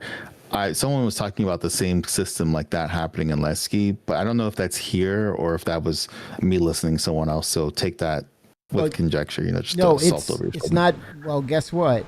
You answered your own question, because when they talked about base building, high sec, meaning high security, medium security, low security to no security, UEE is not affiliated with Levski, so you have to do your own protecting of your facilities, defense things. So that has to come along with that whole narrative once we get the base building aspects for everything. So you have to protect your own cause, because UEE is not coming. They're not. They did talk about that instance mission. The instance missions they're going to do at Levski for kind of what you're talking about. I don't know if that's going to be coming in with 4.4, but there is going to be like the group that's going to, obviously infiltrate and mess with the functional mechanics of the station location, and it'd be instance missions for us to go and deal with and fix those things. Municipal, like that. So it's what we were talking about earlier with Area 18. They shifted it over to Levski instead. Yeah, fix their toilets, and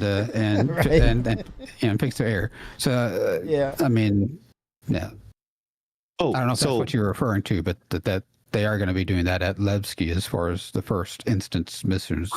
Quick point, because Kimmy keeps talking about this distinguishing split between Levski, the Nyx system, and like the UEE. So in this CitizenCon Direct, they gave us the history of Levski and how they left the UEE because of the Messer regime or whatever. The Messer, yeah. So what's happening now is actually a slow union between Levski and the UEE because of the Vanduul. So like they've been talking about how like the UEE doesn't have any presence there, but Levski is or just Nyx or Levski, the union, whatever their government is, because it's like some sort of democracy, they are in split between completely not dealing with the UEE, but then also there's a split to say we should have some relations with the UEE because this is a larger threat and because they're no longer the Messer regime anymore. But people still have feelings about what happened before, right? So there's no they're question democracy about that. now. They're not Exactly. an empire. They're democracy. They're still kind of anti-empire, but they understand the UAE is not quite as bad. And that's why UAE. And that's why we're there in that mission. So like they were talking about, like the military doesn't hire civilians or hire people to fight their war, but the military has a contractor that they get intel from. So that contractor is the one who's, contracting us. Yeah. So effectively the UAE by proxy is still in NICS, but they're just not fully present. And so that's where this whole thing is kind of coming into play, where it's like, hey, we're still sending our people there. Yeah, not necessarily an official UAE naval support system. Right. Exactly. But but more like their private security. like GMCs. Like we have here in the U.S. our private security quotes organizations. Backwater. So they'll have those resources that they'll utilize for these areas where they're not officially and are not going to give official resources. They'll outsource that stuff. They're outsourcing that kind of stuff, I guess you'd say. Right. Because they do recognize that NICS being where it's located and the Vandal having like maybe consistent raids, that it is an area that they need to have some. Yep. It's on the edge of Vandal space. Yeah, exactly. Yeah. Area of so concern. they're not going to just be like, well, we're just going to ignore this whole Sucks thing for you. because the Vandal could use that as a facility to raid Staging through point. there, Yeah. overtake everything in NICS, and then use that as a point to break or launch into other systems within the UAE. Their version they of don't- obviously- Castro.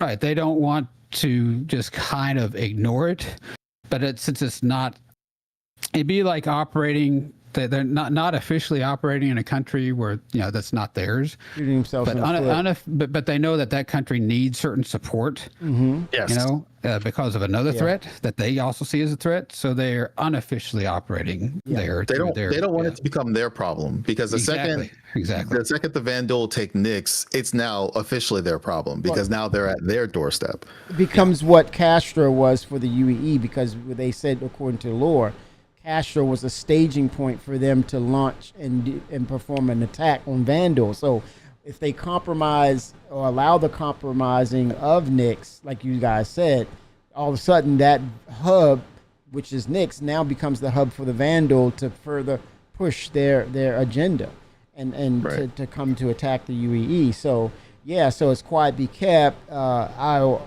make sure that place will stay, somewhat stable, even though they do raid every now and then or on occasion.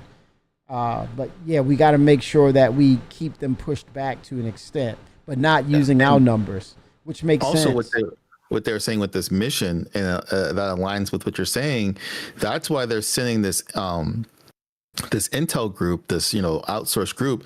Hey, there are increased raids, because that's what they're saying, like, hey, why are the Vandal here? And then they're like, hey, what are these other people doing to irritate the Vandal? Find out what's going on, because we don't need more Vandal presence here, than normal. So like it's not like this espionage thing going on, like, hey, like we're not officially in your affairs, but we're watching you, like, because if you slip up, that now becomes our problem. If you fail, that's going to be more pressure on us. But I think it's going to be pretty well revealed that the reason these things are happening is because of the same corporation that UAE has direct ties with, that we're dealing with right now in Stanton. Right. Because of some of the things that they've been doing. And I think that maybe some of the things that they've been doing are why they're seeing increased activity. While we saw a Vandal on the table experiment. And so I think the UAE has kind of their hands a little bit dirty in this too, because they have direct work. They've worked obviously directly with the ASD for many years. Do they know about the things that ASD has been doing? Like what is their level of awareness of some of the very questionable activities that they've been involved in? That's led to probably a lot of these things that are happening maybe in NICS now as well. Seems to be coming right back to Addison, because she's this advocate for technology. and to what But is it extent. her? Because it seems like ASD's been operating for a long time. Is it her, or is this something that was in place before she came into position, power, that's now coming to light while she's in power? Well, what brought her into power was the fact that she was all about technology and science. And now you see these extreme. It's not funny, Twix. This is crazy. Stop it. This is real, man. This is Star Citizen. This is real. Because I hear what you're saying, and the thing is like, yeah, the ASD facilities were there before Addison got there, yes. But how long have they been going off the rails? Is it because Addison is involved now that they're like, hey, now we got more room? I'm going to use your brand word. She was a proxy. She was a proxy, so they moved her up, okay?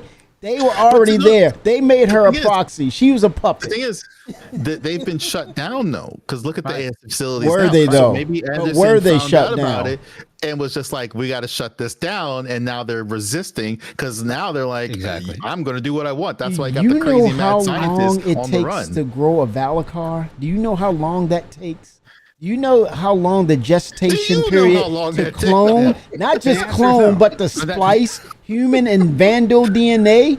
What are you talking about here? But I think that he's bringing up the same point that I bring up. I think it's a good point because it is. This seems like this is something that they've been working on for a while, and the question is she involved in it, or is the reason they've been shut down, or sort of shut down, because they started to find out about these things? Like, is she involved in these things happening? But if she was, why would they be shutting down now while she's in power? Or were these things already something that was in the works before she came into power? Like, what side of it is she on? We don't actually know. She might be on the side of realizing these things are happening, finding out about this stuff. And that's what led to the shutdown. Of course, then this led to all this crisis that we're dealing with, which of course makes her look bad. Or does it? So this not that. Yeah, she's in denial. She's denying it, though, right? I mean, she's not implicated. Or denying or not. The point is, when there's a regen crisis, yes, everywhere, who's going to get the biggest blame for that? I mean, it's the person at the top. So, of course, it doesn't make her look good. So the question is this a retaliation for her shutting them down, or was she involved in, and did she know about these things and involved in these things happening to begin with? Yeah. And the thing is, we don't know. Paper trails. Paper trails. Thing is, we just don't know. We just don't know. But there's room for conspiracy. Lots, yeah.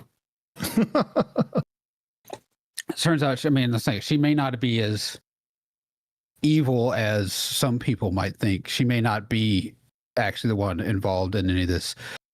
But she, the things that are happening right now might be as much to try to make her look bad. They're creating a regen crisis, which of course she can get the blame for. Because she discovered some very unscrupulous things that ASD was doing.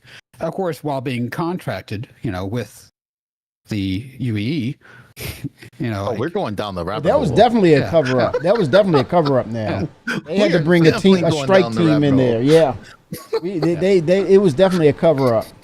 So the question is, like, is she actually getting scapegoated and made it look bad because she shut them down? Is this a retaliation? To make her look bad by creating this crisis, or was she very much aware of the things that were being done? But somebody else bring this stuff to light, and we don't know the answers to that. Where he's going to continue. We're digging ourselves in our own hole. We're because no one has talked about Addison at all, but just now we just brought it into the conversation. Like, what if? Right. So, pure 100% speculation on that. Right. But we do know that the regen crisis has been a very negative thing as far as how they're lowering it out. For people's response to horrific her and how she's handling this whole crisis and everything. So horrific. But, yeah, I definitely think there is a scapegoat in play, because again, you see them messing with this technology, and it's like, were they messing with this technology that messed up the region? Like, they could have caused it, right? And now all of a sudden, that's why we're investigating these facilities to find out, like, they could have just been operating business as normal, and everything was fine, and everybody just Addison came into play, whoever, and everything's just been going the way business as usual. But then scientists start sciencing, and and they touched something they shouldn't have. They were doing something they should have, and then they just screwed up the whole algorithm. And then that's when it's like, oh, we got to shut it down. We got to cover this up, and now we got to find out what they were doing because now the scientist is on the run. But again, we're Stranger Things. I'm gonna go with Ian. We're gonna move this. But I'm gonna say it's October. I'm gonna finish that. They're obviously leading us. They're leading us to a point with all these things. It's going to take us somewhere to reveal something. Yes. Who knows where it's going to go? I'm gonna end it with this 3 words: House of Horrors. Let's go with Ian Leland. Through the development of that technology, it pushes us to create even better art. When Genesis comes to the persistent universe starting next year, it will change how you experience. So next year for Genesis, don't get it twisted, because Genesis is the planetary, wink wink, it was the moniker Planetary Tech. Nyx is in space, so that's the difference. You don't need the part of Nyx that we're getting. Yes, you don't need Genesis for creating space art and features. And I also don't think that because they say just next year that they mean December next year. I think this stuff will be rolling out in the first quarter, first half. You guys, immediately. Next year's 2 months from now. Yeah. Hello. And they've alluded to like a lot of the stuff coming within the first half of next year. Yes. Anyway, in a couple of different things they talked about later on. So this is wild. 2 months till next year. Yeah, that hit me hard. I know, right? They're going to take that break though. They're going to get that December break. In the building of the new planets for the Nyx system, we will also go back through Stanton and Pyro and reimagine them through the lens of our technology. Previously, and more traditionally, we'd create slices of biomes, like deserts or forests. This approach moved us forwards and got us this far, but solving the scale was always tricky. And for Star Citizen, we like to do scale on another level. Issues like seeing tiling from our height maps from high altitude, or the unpredictable blending when 2 biomes connected, were common. But ultimately, things just never felt right. Our worlds were gorgeous, but to us, they still sometimes felt like interpretations.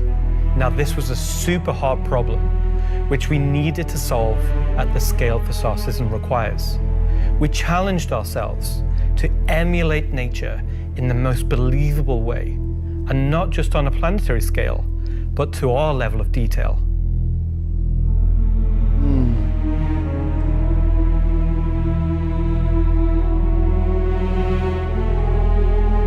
With Genesis, we've made a complete paradigm shift to how we do things.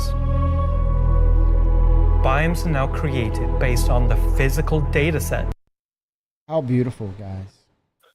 That's actually, I mean, remember last year we looked at Genesis, was like, wow, this is insane. Right. It's amazing. Man, they give us this is next level.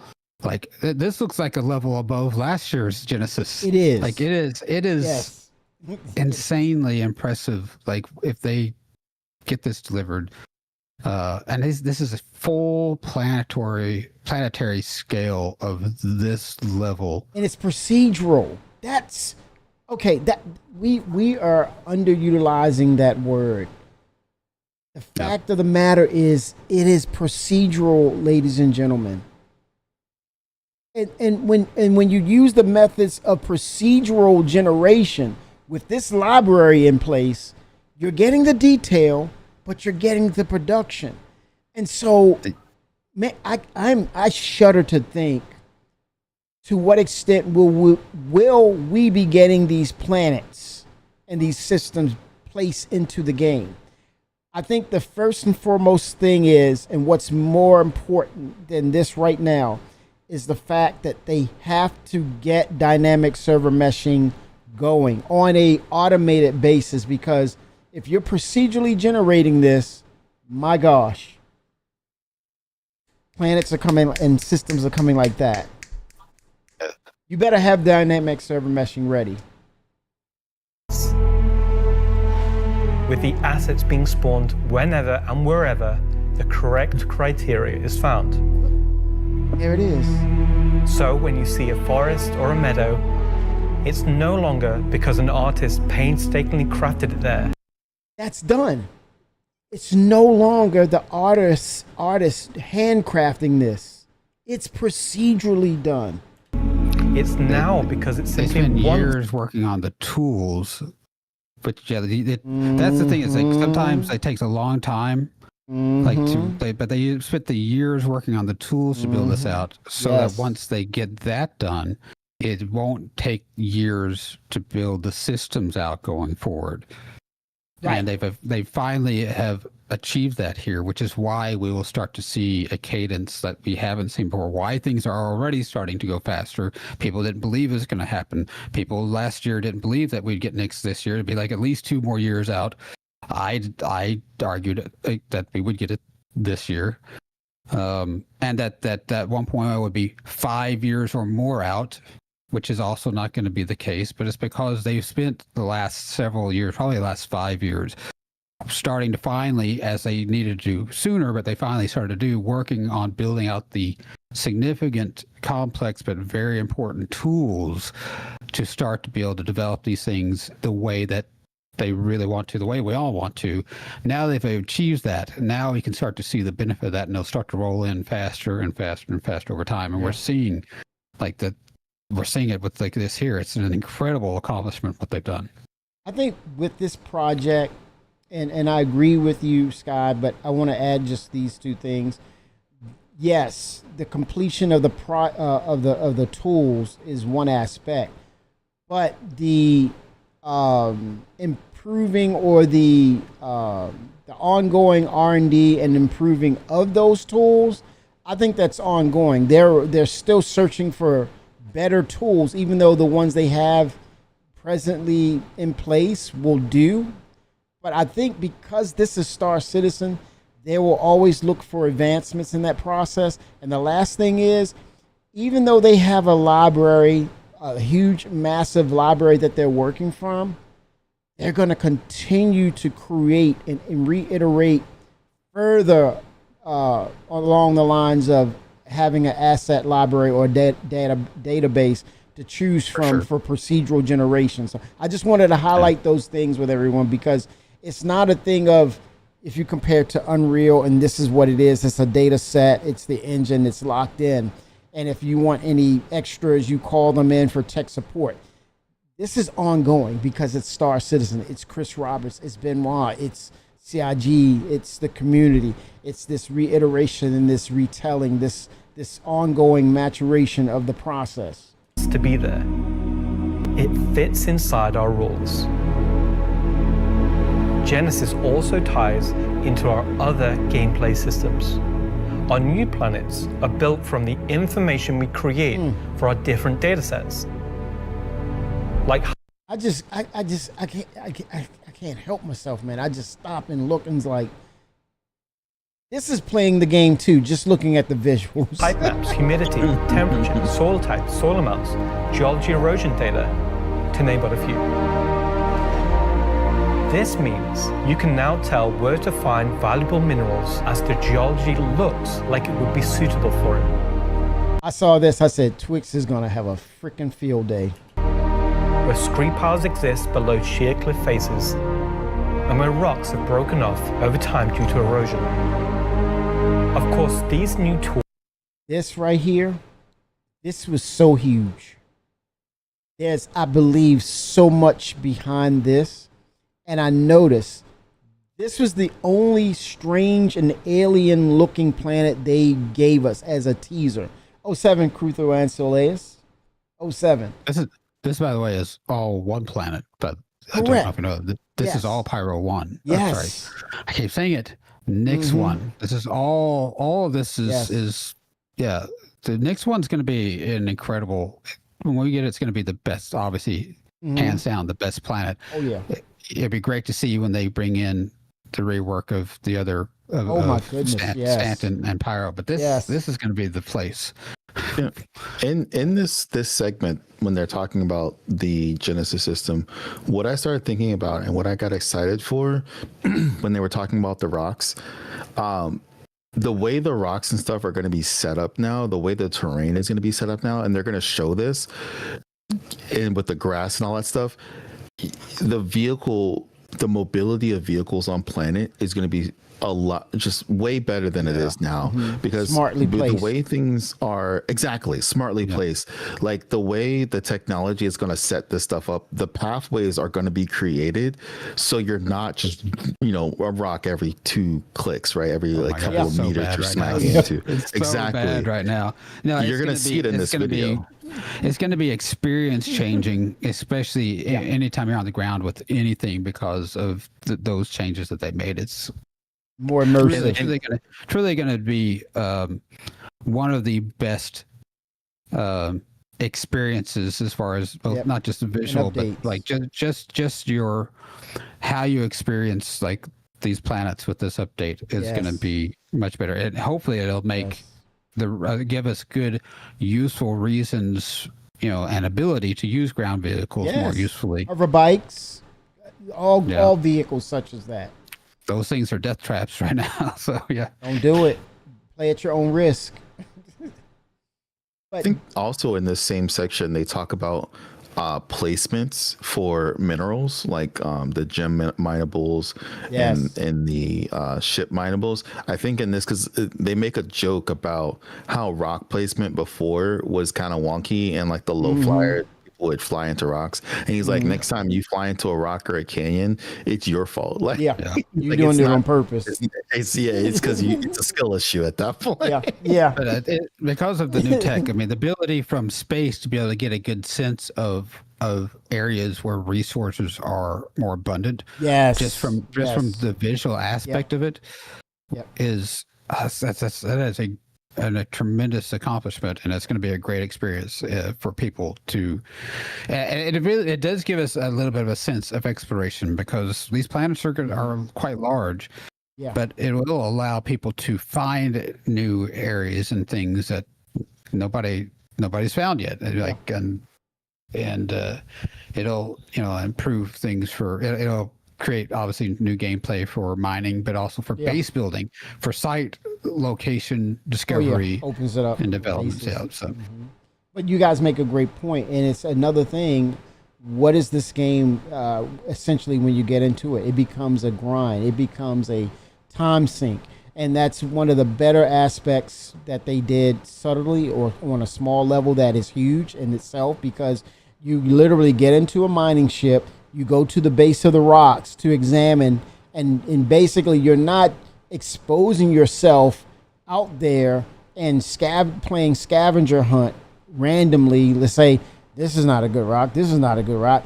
You now have a focused location of where these rocks are. You get in the game, you get it, and you get down to business right away. It's about that bottom line, and you basically get what you need, and you get the hell up out of there. Not just that. I mean, not just knowing where the rocks are, but looking at the environment and say, this area seems to have like maybe potentially a lot of copper, or this, just from looking at it and say, visually, this looks like it's very heavily maybe this type of resource in this area, without just randomly, look, scan this rock. Oh, this rock has this random stuff in it, and scan this rock. This rock has some completely other random stuff in it. That you're going to have areas of concentration of certain resources that make sense relative to the other things around it, but also just by looking at it, you're going to be like, okay, this looks like this is a good area for this. I'm looking for this. I don't need to scan 1,000 rocks to find it.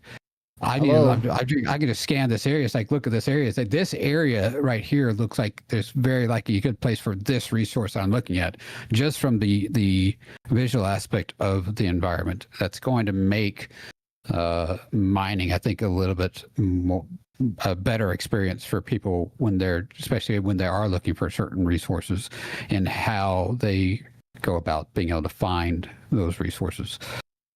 Yes. For sure. And I think it's a cat and mouse, but this right here tells me this was so compelling that I'm sure that they have so much more as far as a library or content for really strange and alien-like assets, or from a library they can choose from. I think this was just, we'll give them this one thing to tease them, but I mean, by next year, we're going to see a lot more alien type planets. Will still give us the ability to direct the look and feel we want. The attention to detail from the tallest mountain to the smallest flower is still our core DNA. With Genesis, we can now keep that detail-orientated mindset as we focus on the quality, and it provides the quantity. Yormandy. Yeah, since they gave us the one that was supposed to be the swamp one in the rock cave, Yeah. hopefully they give us the one that was the rock cave one that's much creepier looking in the swamps. That would be amazing. Oh. No comment. This provides our planets with the ultimate sense of exploration and adventure, discovery in the purest emotional form. We want you to find that perfect place, with the planets providing an abundant resource to harvest. This is a major part of what exploration is for us. We want that feeling of finding a corner of the universe that you'll fall in love with, and where you want to settle down and build your home. That's it. That's the key right there. When you look and say, I want to stay here because this brings me a sort of peace and fulfillment visually, you're not gonna think twice about it. But yeah, if it's outside of UEE, you may not invest a lot, but at least you'll say, hey, I'll set down roots here temporarily. I think people will do that more here in Nyx than Pyro, because Nyx is like, again, it's not just like a wholly lawless system like Pyro is. So I think Nyx will end up being a homestead for a lot of people when base building first comes around. But let's double back to what you said, Sky. What's going to happen when they actually apply the Genesis to the existing systems? That people always say, they'll look and say, I'm good at Microtech. Well, I'm good at Orson. I ain't going to a damn place. Right. When they do, I think a lot of people will do that as well. I think people will look back and that's like, okay, these are amazing, which they will be. I think Microtech and Hurston likely will be, compared to what they are now, really incredible looking. Yes. And people, but the thing is, that gives people a lot of choice, and all the choices, at least from a visual experience, from a location quality of location experience, will be they'll have multiple choices that will be amazing, regardless of what choice they make, as far as just the quality of these locations and how what people enjoy. They'll find it. It won't be just like Nyx 1, everyone's going to go there because Nyx 1's great and everything else is subpar in comparison. By the time that happens, I think several of the Pyro planets, people are like, no, this is my place. Like, to me, it's my favorite location. And, it's going to be comparable in quality to Nyx 1, but so is Microtech and so is Hurston, although they're going to be different and they're going to have certain aspects of them that are different. The level of quality of each of the planets are going to be such that, like, you're not going to have one planet when base building comes out that's going to be a land rush for just that location where everyone's just going to be going there. There's going to be plenty of choices such that when it comes out, people will be just going all over the place. You won't just get inundated in one place and just everywhere else be empty. Yeah. People will just have to wait for Genesis to cover everything and change everything. But I think this comes full circle to what we were talking about earlier, in regards to I'm having a brain fart right now. But what was it? I have an idea of what you might be talking about, but I don't want to throw you off if it's not. Go ahead and say it. Yeah, we're discussing. Go ahead. Well, okay. So I don't know if this is where your thought process was going, but when you were talking about like Genesis coming online and like we're talking about base building and like how things are slowly coming in, I was mainly just thinking about the game as a whole, personally, and like you play games now that give you periodic updates, right? Or like new content drops. And that's kind of how I see Star Citizen now, even though it's not launched, even though it's not 1.0, it's like I think somewhere in here they talk about like the systems are complete or being completed. But once that starts happening, when base building comes online, it may only be on like a certain system, right? But like that, those, I like being a part of that process. Yeah. Right. It's just like, okay, even it's just in Nyx or just in Pyro, base building is turned on. We're going to turn base building on, or like this Genesis Tech is going to be on another in Stanton next, and then we'll start being able to build there. Like you're slowly kind of stepping into it, but like we are part of that. We're a part of that process, right? Like, do you want to come into this game fresh and new and not knowing anything at all? Like, and this game will be very overwhelming to those people who are brand new to the game because they don't know what they don't know. But they're gonna take their chances with this, though. They're gonna take their chances. But like, we're gonna know already. We're gonna be in it, right? We're gonna be the forerunners, right? So if you learn what you need to learn on the first time when base building first drops in one system, as soon as the system that you want to build in comes out, you're hitting the ground running. Like all the ins and outs. You got all the You're gear going to be the people that people hire to do all that. I mean, it's going to be a profession for sure for a lot of people. I will probably jump into not just building my own place, but actually like probably doing a lot of base building for other people who aren't going to buy the ships or and do that, but that's going to be honestly a pretty significant I think profession for a lot of people. Doing that for people, orgs that want to build out a whole plantation, almost city, but individuals building their own homesteads, but they don't have a ship that does base building. Like it's going to be a lot. But for people who learn it early, and I hope there's some experience base where you get, you do a better job as you learn more, so your skill set improves, and how you in doing it and laying things out and such. I mean, I think it'll be something that people do. There are some people that do that exclusively, and they'll be busy all the time, just going from place to place, building out locations for somebody else.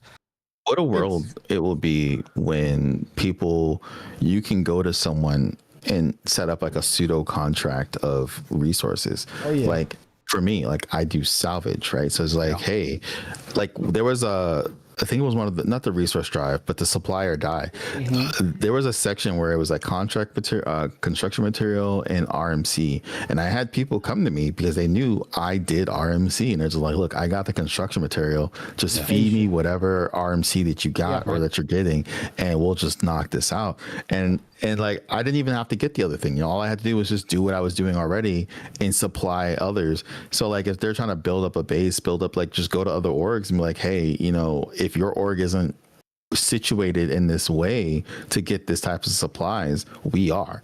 And now I can feed you that stuff. I think a lot of base builders will do that. They'll get their people that they know that they work with, that those people are the ones getting the resources, and that'll be their contact for all the resources they need. That or a handful of people, and they won't be ones having to go and get those resources, nor will they just be going to a space station just buying them. That they'll get them directly from the people that are producing those resources themselves, and they'll have their contacts that they will their suppliers that they will work with on a regular basis. Or you can sell it for cheaper, a little bit cheaper, and undercut them. Well, especially if you get someone you work with for consistently for a long time, so you're working in consistent volume or large volume, you probably will work a deal, especially since they're an ongoing customer where your cost will be a little bit less than, especially having to go fly off to different locations and just buy from stations or landing zones. But you get that connection, that direct resource, and a consistent resource.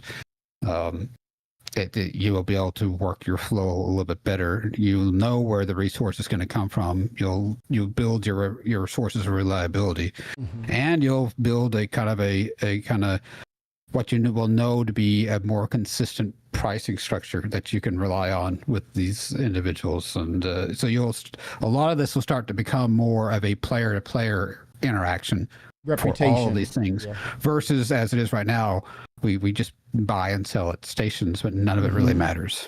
Well, supply and demand is an issue. You can mitigate or work around the supply and demand economy. But with kind of like what he was talking about, when it comes to certain missions, but with base building especially, it'll be like, hey, you deal with a lot of this. Instead of me trying to go from place to place, trying to see which locations have enough RMC for Time me. is money. Yeah. Like you are my source for RMC. Yes, So it's I'm about that bottom doing line, baby. all of the work I'm doing is it's involving now more and more players doing direct transactions with each other, whereas that's not really how the game is played for the most part now. Yeah. Right now it's you either gather a resource and you go and sell it at a location. And there's no guarantee it's going to be whatever. there. The supply is going to You know, be there. There's no guarantee. or you're going to buy a resource there. Like we don't do a lot of player on player resource transactions now. Right. For now. There are that I think they did a great job with the missions where it opened the door for that, just like what he was talking about. But with base building, I think you're going to see a lot more of that, to Resources where players get more involved with each other when it comes to supply and demand. Yes. Yep. So on that note too, I was just thinking about, look, let's say you're in Pyro, right? And you're trying to build a base in Pyro, right? You may have to fly all the way to Stanton through the gates, buy your supplies, and you have to haul that all the way back through the gates into Pyro, through Pyro space, right? That's danger. But if you know you have a supply, like you got someone in Pyro, they're in the same system and they're reliable, you're going to go there. Because like you said, time is money. And then also, I don't want to risk my own neck because that's my money invested all the way out there. I got to haul that stuff back. I can go down the street to this one planet or then, down to another station. This guy I know is reliable and I can pick it up there. Yep. Not only that, but if you know you have that resource, you might also be willing to pay them a premium for them to direct deliver a lot of those resources to where you're working on site, where you can continue to work and you call up your supplier, and that supplier who has that resource has somebody that works with them or them themselves, brings that straight to you, and then you pay them for that, and they bring it to you where you're working, like things that you can't do with the game elevator. Right now. The possibilities are insane. Yeah, Star Sim, the economy, reputation.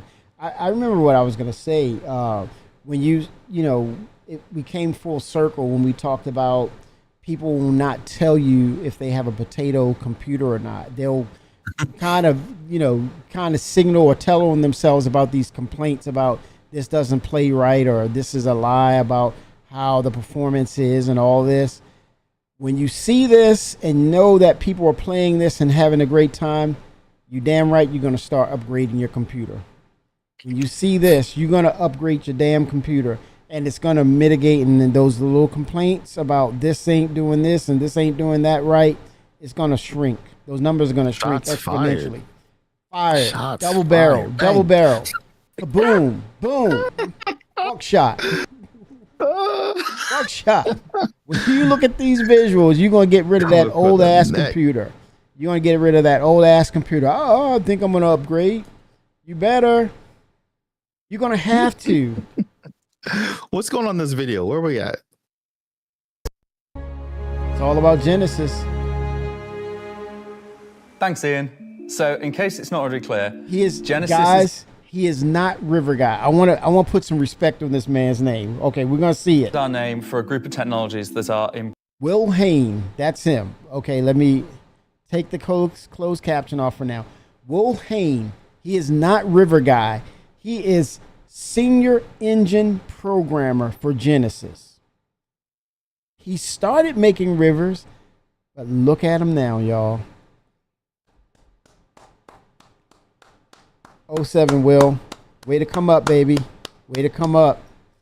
This is what we're talking about when we said, they're making hires and they got to learn in this learning curve. Look how far he has come from. He made a river. Oh, shit, he just made one river. Oh, what the hell? This is going to take forever. And he went from 1 to 65 to hundreds of rivers in the game, right? Those little complainers, I remember you. You were mad because he was only making a few rivers at a time just to get the metrics in to understand what was going on. And then it grew exponentially. And now look at him. This is the problem, people. You're too impatient, but this shows that Chris knows what the hell he's doing. As he says, armchair developers. I'm talking to you. This is actually where he talks about the rocks I was saying and the formation. This is where you're going to see the cars driving around, and the way the technology, the Genesis sets up the planets and puts the rocks where they should be, the rock formations and the formations of the mountains. So this is the part, and this is where he kind of calls people out and like, it's going to be a skill issue if you guys can't navigate. Yes. But he's the Genesis architect, man. Proving our ability to build worlds, refining those that we've already created, and ultimately expanding our persistent universe to the scale and quality that we all expect. I work on Planet Tech, so let's talk about how that's continued to evolve. Wait a minute, what did he say? What did he say? I work on what? He's not working on damn rivers. Group of technologies that are improving our ability to build worlds, refining those that we've already created, group of technologies that are continue our technology. Wait, I want to get that. I want to capture that again. He does not work exclusively on rivers. So in case it's not already clear, Genesis is our name for a group of technologies that are improving our ability to build worlds, refining those that we've already created, and ultimately expanding our persistent universe to the scale and quality that we all expect. I work on Planet Tech, so let's talk about how that's continued to evolve since our presentation last year. And instead of just highlighting some really cool biomes that we can create, let's go ahead and show how all this work applies to the upcoming planets of Nyx. So there are 3 planets in Nyx. Nyx 3 is a gas giant, and I think it's blue. It's not going to surface. I don't really know. This is interesting. Nyx 2 is a yellow, toxic. It's got like this high pressure atmosphere, and it's like a very volatile planet with high risk reward gameplay. It's going to have some really interesting biomes for you to discover, but for now, just know it's going to be dangerous, because today we're going to focus on what we consider to be the hero planet of this system. This is so freaking cool. Look at the cloud formations now. So different. Nyx 1 has got a rugged, remote beauty. It's got a diverse set of biomes, from weathered rocky mountain ranges to vast sweeping forests and grasslands, and from damp, expansive wetlands to claustrophobic, festering swamps. Good gosh. These core biome concepts give us a fantastic platform to hone our technology, in some cases because the current tech couldn't do them at all, or because we want to completely step up our game for them. Wow. So, let's approach this planet in much the same way that you, the player, will, from orbit. No popping, baby. The orbit appearance of the planets going forward is far more tied to what is present on the surface. Previously, we had different data that drove the orbital and ground coloring. That's because the orbit was designed to look like vegetation that we'd place on the surface, and the ground coloring was trying to be a mix of soil, rock, and the organic compound coloring that forms the kind of colors there. Now we author much more of the data in a unified way. When you look at Earth, you see blues and greens for ocean and vegetation, and brown or yellowy tones for sand and soil.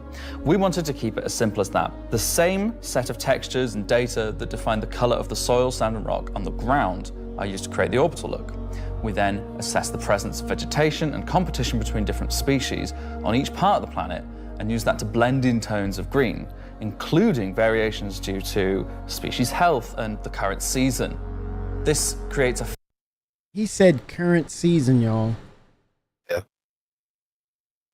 They did say they're going to have seasons, and I hope that eventually that'll be somewhat driven by orbital rotations if they decide to implement that. If they decide to implement that into the game. They did talk about it. They did say that they could do that. But Benoit last year said that that will be predicated on dynamic server meshing to be able to do that. So we'll see if they ever do choose to do that. They don't have to with this game. We're very much accustomed to planets being where they are all the time. Yeah. But I think it could add a great element to the game if planets were in different locations within their orbit at different times, and that did, is a the primary cause of development and the changing of seasons at locations. Yeah, but we'll see. Yes, for sure. I mean, that is huge. The fact that he's bringing in season. Far more complete image. Gosh. And allows you to identify features, geologies, and potential points of interest all the way from space. Let's go down to the surface and start with something closer to what you're used to, but in a whole new light. How beautiful. How beautiful is that? When How we beautiful. approached the surface of the planet, we wanted to start by focusing on just the soil and rock. One of the things that was missing from our terrain previously was simply feature complexity. Looking at our contemporaries, we lacked detail at the ground scale. To combat this, we've added a new layer of data.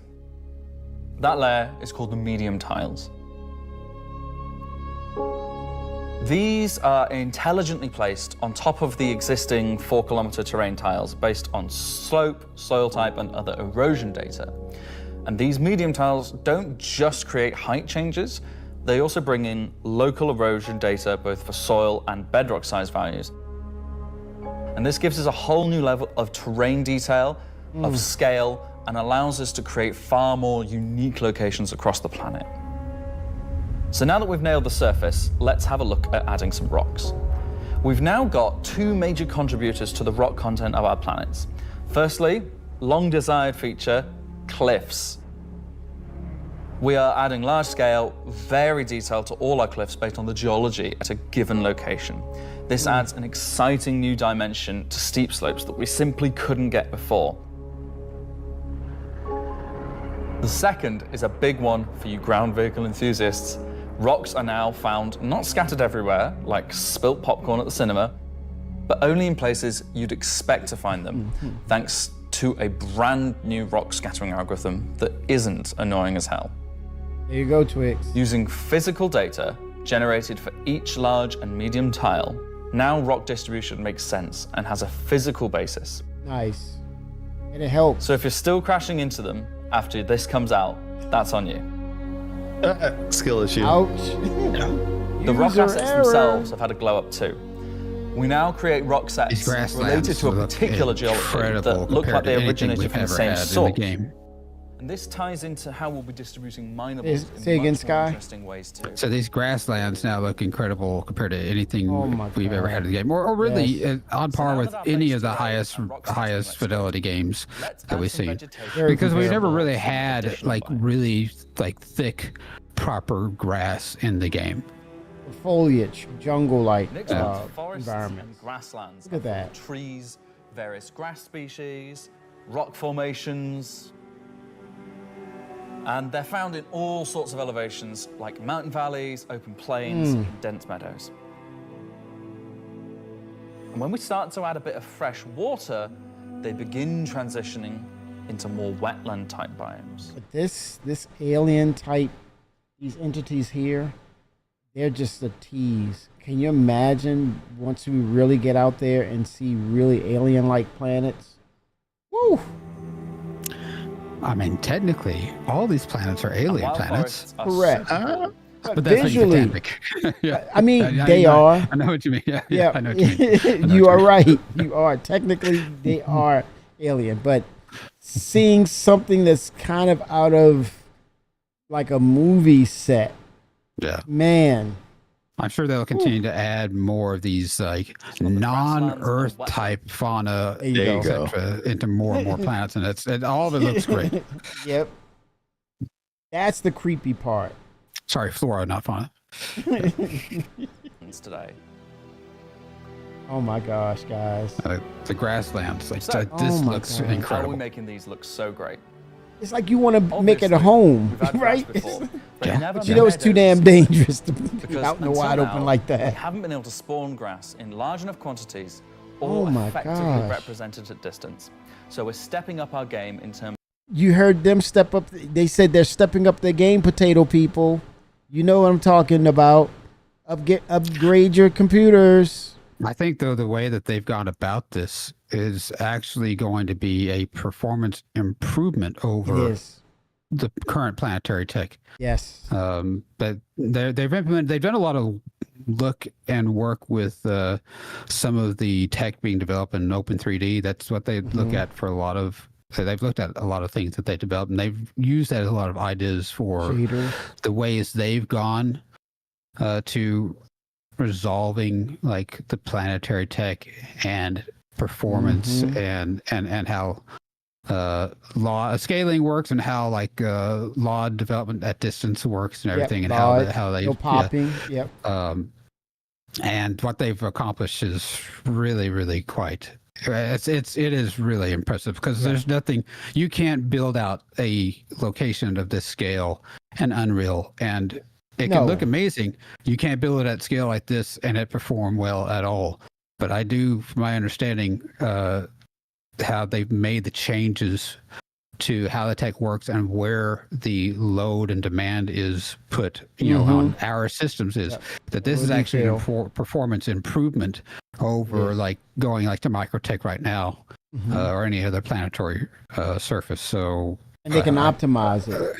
It is optimized, and also knowing that Vulkan has a strong hand in this too, because it's balancing between your CPU and GPU as well. Much better than DirectX 11, which does not do that well. No. And we know they're not going to go to DirectX 12. That's why they're doing a hard push for Vulkan. Yes. Which we should be seeing a tech preview for all backers next week. Oh gosh, are you dropping? Did you just drop a bomb up in the air, man? They were going to do it 3 weeks ago, but then they ran into a blocker, and then 4.3.2 was the priority, and they wanted to focus on getting that done and in our hands in live. You're not getting yourself in trouble, are you? No, I haven't mentioned any name or anything. Okay. But middle of next week, we should be getting that next Vulkan test. The insanity of this is procedural. I don't know if we can. Are we getting that, the fact that we're calling it procedural? Because before, all the planet development was not really procedural. They finally developed a super high fidelity procedural system for developing these planets that has done obviously something tremendously incredible with what the result is from it. How hard would it be to create Terra now?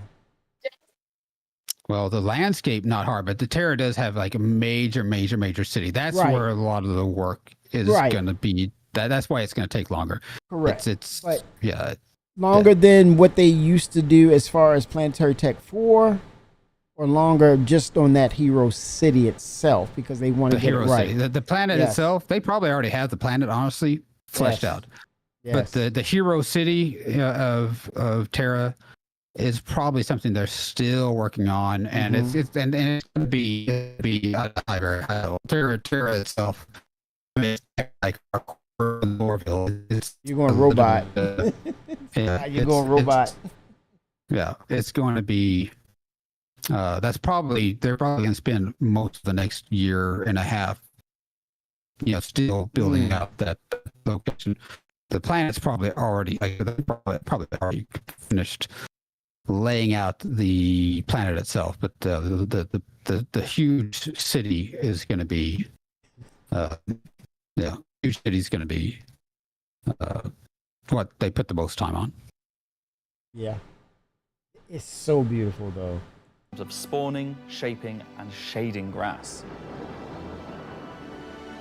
With Genesis, we now leverage GPU spawning to create vast quantities of assets across all biomes. GPU spawning. Whether it be dense meadows or more complex collections of ground cover, like you can see in these wetlands. Oh my God. Man, it's so good, We are also good. to the ground by conforming them to the unique terrain underneath. Now we can finally cover complex terrain shapes with grass and ground cover assets, and as a result they are now gravity aligned, meaning each blade is oriented as you'd expect and not sticking out like before. Wix, this is what you were talking about earlier, okay? Here we go. Yeah, and they've obviously done some work with ground vehicle behavior Next, here. let's take a look at how we light our grass. Now, as Which in is real way life, better than what we shading experience of a most of the grass blade, time. or indeed a whole field of grass, is lit very differently to like a flat surface. Oh my goodness. We now use a solution that shades meadows of grass far more like fur or hair. And this, if you think about it, makes sense. At a distance, a field of grass is far more like a carpet or cloth than a flat surface. 3D. This improves how our grass looks from a near perspective, as well as bringing us nicely into how we're solving. They're going to get distant rewards for this representation of engine. grass. They're going to get awards for So science. let's talk about the distance problem. They have to. One of our biggest achievements Wait, with no, Genesis is okay, no. allowing us That's to just- build this looks beautiful incredible. biomes out of flora and geology assets Good like a Lord. building set. Like, can I say Lego? No. Too late. But in the past, Nice this broke entertainment. down Whoa, very Twix, quickly when thanks for objects the simply raid. disappeared when viewing the same biome from 10, 20, What are 100 you kilometers doing, away. man? 07. Because we don't hide planetary transitions and allow you to view complex regions Yes, sir. from very large distances, there are almost infinite perspectives from which you can see a location in Star Citizen. So, how can we afford to evaluate complex spawning logic at runtime for the entire swathes of the planet? Enter the virtual terrain. This is, yeah. Virtual terrain, or Mhm. VT for short, is how we now cache and represent our terrain at varying scales. This is large that you were talking about, Sky. Levels of detail. This And this is this is where they were looking at some of the Open3D's work for terrain, and some of how that they've developed some investments there, and they've implemented that here. And I do this is, I think, like say, because they can't use the nanite, but this is like an alternative for how detail is loaded in based on distance. Yes, no no popping. Yeah. No Right. popping. So- What did we call that term? Shader pop? Or what was it called? Shader cast? What did we call that? Because I mean, Unreal. it's LOD popping, I guess, really Yeah. is mostly what I know it Yeah. as. But yeah, with nanite, it was more Nanite. of with nanite, they kind of meshed between the different LODs. There's still LODs. They still like have like say 7 LODs or 5 LODs, depending, but you'll still have like up to like 7 LODs of detail for Smooth like transition, an item, though. Yeah. like a tree. But with nanite, they slowly pixelate between the LODs rather than popping between one LOD and the other as your yes. distance comes closer, and it determines how many pixels need to be dedicated to that based on distance, right? Correct. So it'll slowly just 7 layers. slowly kind of blend in between LODs, It's versus smooth. just right. So it's much smoother looking, and this is like their They're caching this. non-nanite solution to being able to do a very similar thing. VTP, To- virtual terrain patches. VTP. And look at the fluctuations from how the elevations, how he's showing the examples. That man, this is their answer to 5.2. Now, what is it? 5.5 Unreal now. Yeah. I haven't worked on Unreal past 5.4. I haven't worked with any of the new stuff, but Nice. that's Incredible, CIG. This has been the enabler for all of the lovely advances in terrain complexity and asset spawning we've shown so far. And it's also how we now evaluate and represent vegetation from a distance. Oh, they can When change creating it. the VT for each part of the terrain, we assess if vegetation has covered the ground, and if so, what shading should be applied. For all of our biomes, we're now able to use the same shading model for the distant representation as the close-up asset, whether that's our lovely rolling hills, But he said they'll evaluate some more dramatic accordingly. rockscapes, those muggy wetlands, or even our festering swamps. So yeah, we didn't forget about the swamps, and they're coming to Nyx 1 as well. Built using the lessons learned and all the technologies we've developed, these swamps now insane spring into looking. existence Yes, from the yes, it planetary is. data. Dagobah. This biome combines all of the elements from That's the other Chris's biomes baby, we've shown you today. Dagobah. From water But you notice they interaction, got the dense kind of the spawning, green algae ground in the coverage. water, Yes. as well as I the think it floating creates something plants. really You know, but yeah, it looks the pods. phenomenal. It Yeah, looks lily phenomenal. pods. Frogs are coming. Oh gosh. there isn't any biome that they show that doesn't look like just at another level, even from what we saw last Blurs year. the line. Anyway, it's fantastic. That's our So, update. Yeah, it blurs the on Planet 10 line. portion of Genesis and how we're using it right now to sculpt the Yeah, identity yeah, of the next water. Water. And I hope you're They as brought that to excited as another we are level to as well. explore Yep, the water. You want to say anything? You want to add anything? this and everything we haven't shared yet next year. Twix. Yeah, the reflections, the water reflections. As you can see, Genesis is now inspiring everyone here to create Cloud planets tech for me. of the quality and believability Yeah, these clouds look we've great. always It is. strived for. Not noisy. And meeting of A technology little bit more that realistic I to what you see if you look at like will Yes. set all Earth's worlds clouds apart from space. anything we've seen. Yes. They've finally got With that said, a better, let's like move on more to a little realistic kind travel of between systems. pattern design, Yes. stylization to the clouds. Yeah. Yep. That looks really great. I cannot wait. Up until now, our mission system has been specific to the star system you're in, meaning a Stanton mission has to take place in the Stanton system, and a Pyro mission has to take place there. We've never been This able to is a link these great together. introduction, But or with the introduction of addition our third as star well. system, it's time for this to change. And Wow. that begins with the introduction of interstellar cargo. What are you This talking is about today? economy. It's System to feeding system into the hauling economy. missions. Hauling is back. Right into it. No one said Holly was gone. He doesn't even play the game. These are exactly what they say on the tin. Missions where you're going to start in, say, Stanton and end in Nix, taking various volumes Here of we go. cargo between the stations. Hello, So there'll be Ironclad. high volumes of cargo that kind of fulfill the purpose for the Hull C and the other series of Hull ships. See? And there'll be Hull a few C. sort of more direct routes. So you might pick up some cargo from Ruin Station in Pyro and go through the jump point to Stanton. Oh, wow. And drop it off there at one of the Helios. So if you've never sort of experienced the jump point, So this was so important. They said you have to pick up and drop off to another location, meaning what you saw with the EVA cargo grid, it's at the beginning and it's going to be on the other end as well. There's going to be consistency there. So hence why, Across, yeah, and it's gonna- across systems, yes. which right now is not. There are no jobs that do that. So Correct. Everything is going to be supportive of that initiative with the cargo hauling between systems, which they're incentivizing. And I suspect that we may get the E as well because they're actively working on B, right? Is that correct? The B series? they're working on the B. Yeah, work on the B. We need the D.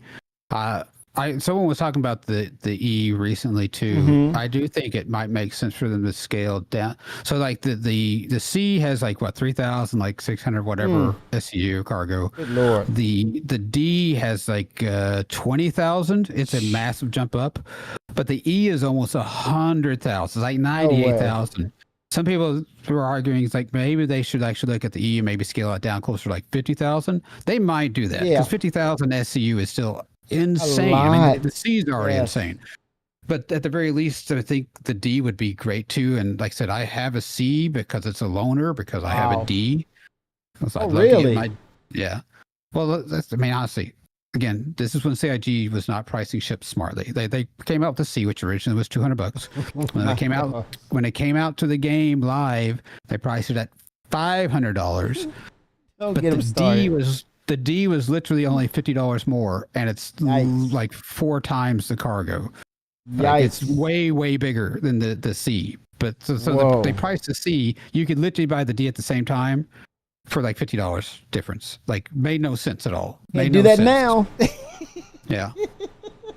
Which is why, I mean, I have the D, but I get the C anyway. It's like, why buy the D? There's literally like, in fact, I think the D may have been $450. I think the D may have been cheaper than the C when the C came out because Yeah. they hadn't changed the price of the D, and I think it was still $450, but they priced the C at $500. Yeah. So why pay $500 for a C when you can pay $450 for a D, which is much bigger, and then get the C as a loaner, which is what I did. Like, Yeah. well, actually, I did the upgrade because I already had the C, at $200, but like I could anyway, I didn't have to pay any money, and I upgraded from a C to a D because of how they had the pricing structure and everything done.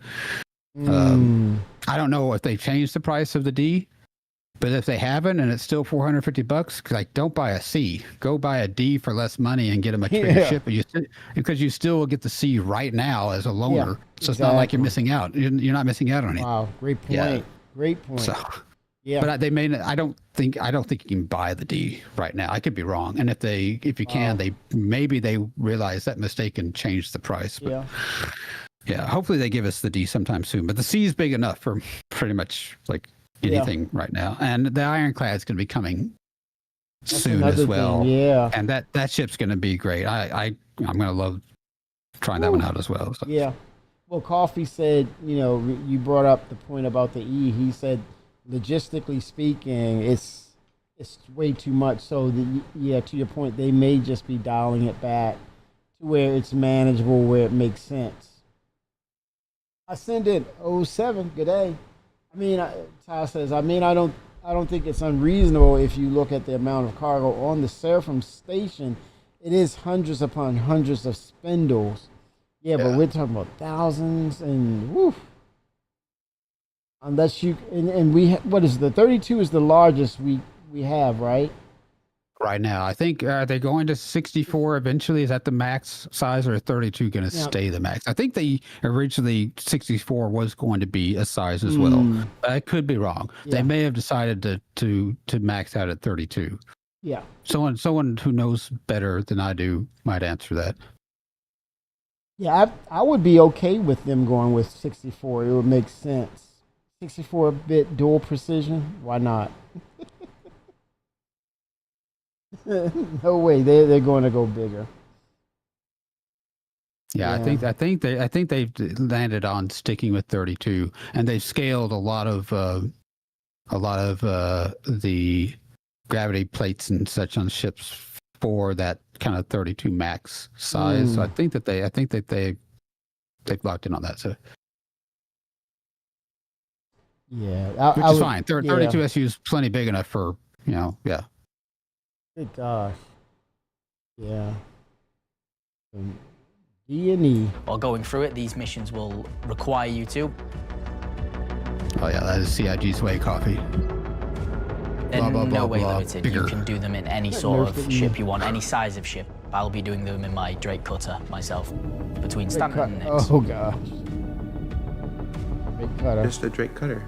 I've got a few ships, but the Drake Cutter is really cute, so.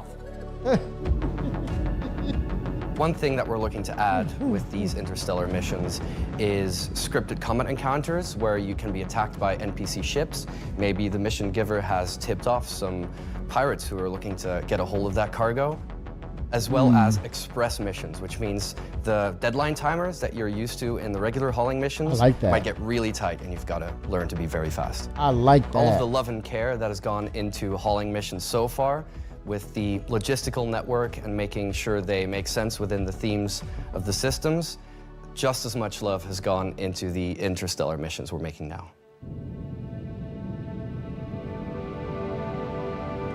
At the start of the show, we said we was going to build out the Nix system right in front of you after 4.4 launches next month, and why we want to keep as much of what we're doing behind closed doors so you can discover it for yourself, in-game and on your own.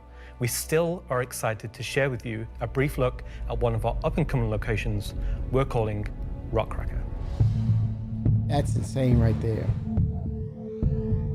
When I noticed that, I'm thinking, So Rockcracker, Jared, is our internal name. When I looked at this device, and I immediately couldn't help but think about the Orion, because you need a device to break these larger rocks down. So what does it say to, or what the ability of the Orion is? Is this a purpose for them to kind of do metrics to say, well, if you have an Orion, you can almost do the same thing, sort of type of deal? And then any and all things that are pertaining to mining can congregate and work together with the Orion to break things down to a more fractional, smaller size, so that it can be scooped up and refined and all the things, etc. But I wonder, it's only a refinery, not a mining vessel. Well, Yeah, I mean, well, yeah, that's true. I see what you're saying, Coffee. You grab it and you place it onto the Orion to refine it. Yeah. Oh, I'm having mic issues. What's going on? What's going on, Twix? Too loud?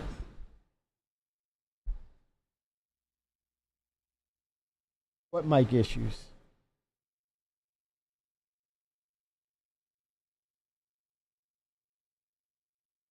You need to list your stream. List it?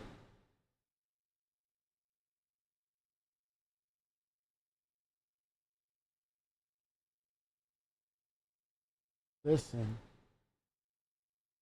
I need to listen to it. Oh boy.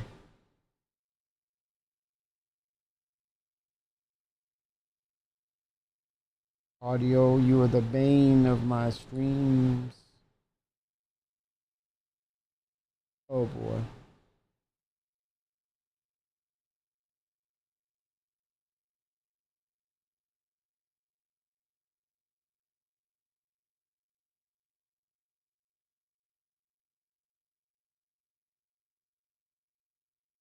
Oh God.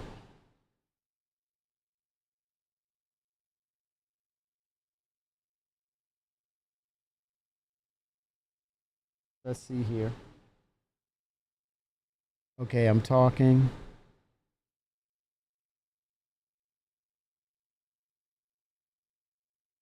Is it like stuttering or something? I wonder if Is it's it you? Was it you, or is it me, or is it us, or what is it?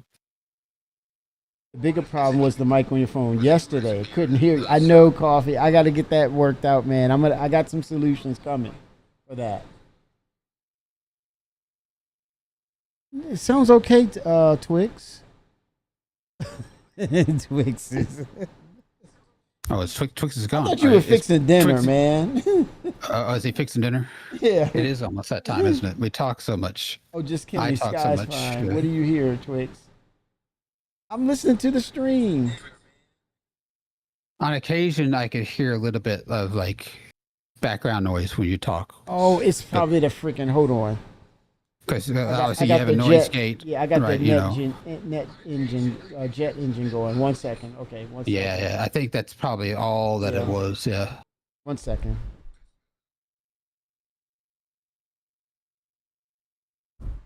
You could probably use NVIDIA or whatever to Okay. noise gate, kind of quiet out that background noise. Yeah. If you had to. For NVIDIA? Yeah, they've got some tools for, mics as well to Yeah, I may as well eliminate do that. background noise. Okay. It's gone now. Twix is gone. How's it going? Is it gone now? Yeah, I'm The just hearing jet you. engine. So I don't. Yeah, as far as when you're talking right now, I'm not hearing any background noise. So Okay. Yeah. Rock cracker is where you Rock have cracker. to crack a rock. This is how It's a big rock. how is this You want more? regenerative? It's a way out into the Kieger Belt. How You'll do we find these keep that old going? QV breaker stations.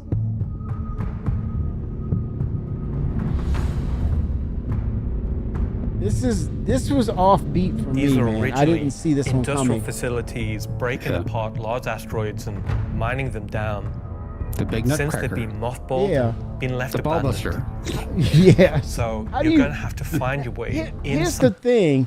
How does it set itself? Is it automated? Does it set itself up for you? Do you? That's a great pull? question. I'm kind of hoping that means weird. we can use like tractor beam ships, relevant tractor, to move some of these smaller asteroids that will fit into this in order to break them. That could make some of these tractor beam ships relevant. Are we using the SRV now? Are they trying Right, to find a purpose for like- the SRVs?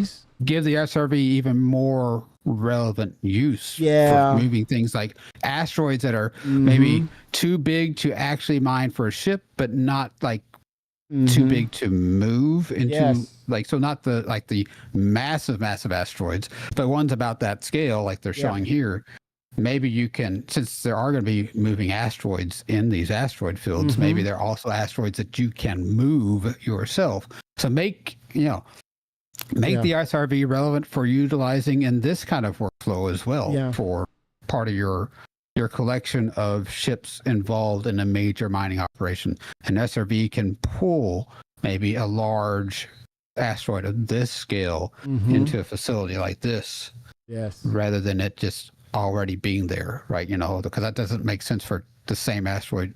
I mean, that might be what they do to begin with, but it would be great if the SRV could move asteroids that are up to a certain scale. Yes.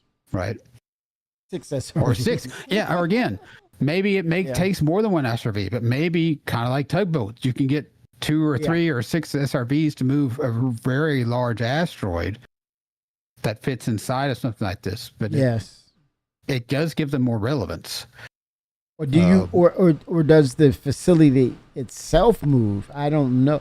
This was a little offbeat for me because it did not see. Look, it looks like it could move on its own.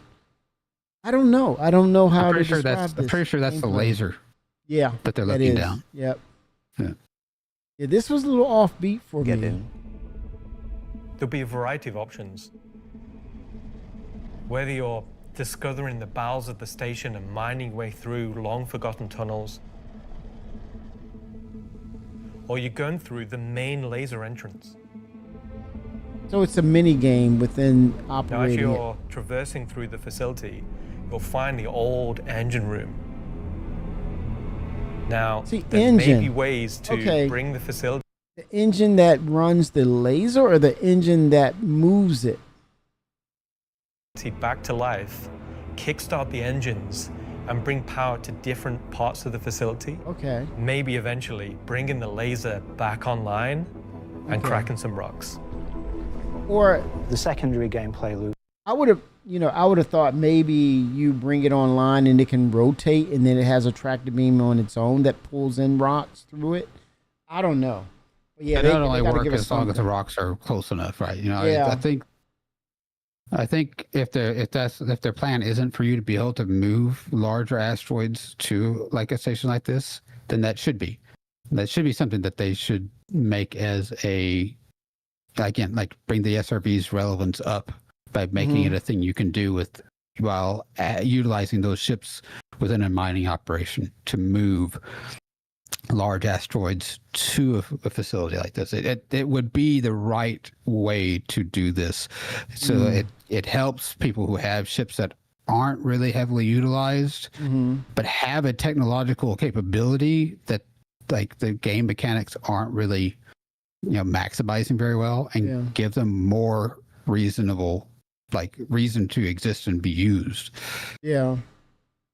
Something that's on the shelf, knock off the dust and bring it back in to work, put it to work. But yeah, they got to give me something down the line to say, well, what does this mean? It's just all I see is an apparatus and it breaks rocks. FPS combat. You're not there by yourself.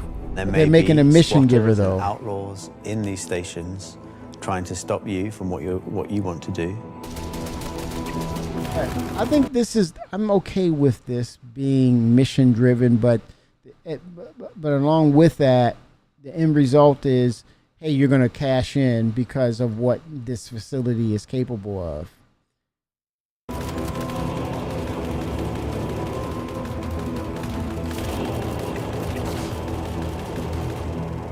But you know what though? Based on similar to ASD or whatever missions that are involved, mission givers where it resets itself. I think you have to get the mission giver for it, then it's ready to go. It's instanced, and then you knock down those pillars of achievements that you have to knock down to get to the payout.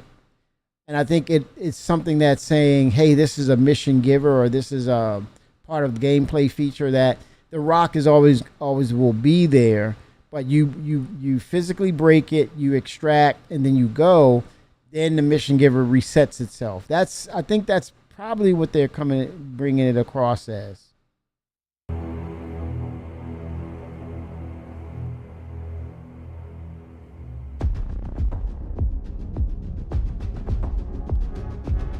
So you've found these old facilities, you've brought them back to life. You've systematically brought power to various functions of the facility. You've activated the laser. You've fired the laser. You've broken apart the rock. And then you'll be able to fly your ship inside and see what's there. Okay, that's it then. It stays there. It's static. So you fly a ship into an asteroid. Yeah. You just get into your ship and fly in and start searching around and trying to find the pieces that you want to mine.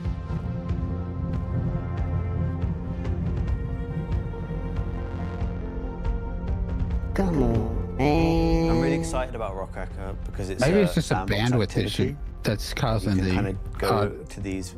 It's the 3.5 connector.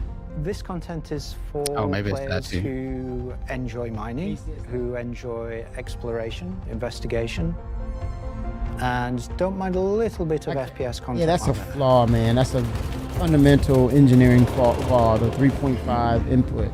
It will be Gotta get the a very XLR. new experience compared Say to any again? other asteroids because Gotta this use an one, XLR. kind of This like is the one it. in mine, will crack open and show its secret.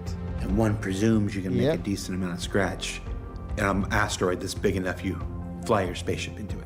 It wouldn't be worth doing if you couldn't make a good amount of coin. Yeah. But what? Making promises for the econ team. Yeah. What They've is got to it though? balance it. It's for people who want a lot of minerals. When crafting comes in, when all the other mechanics and features that we want in the game for 1.0 Quantanium? come in, it will be a place where Yeah, like I an noticed. organization or a group of like 5-6 people could come and just get a monumental amount of minerals. So that's a look at some of what's coming over the next 12 months. In addition to what we've shown, there'll be new mission packs tailored to the People's Alliance and their struggles.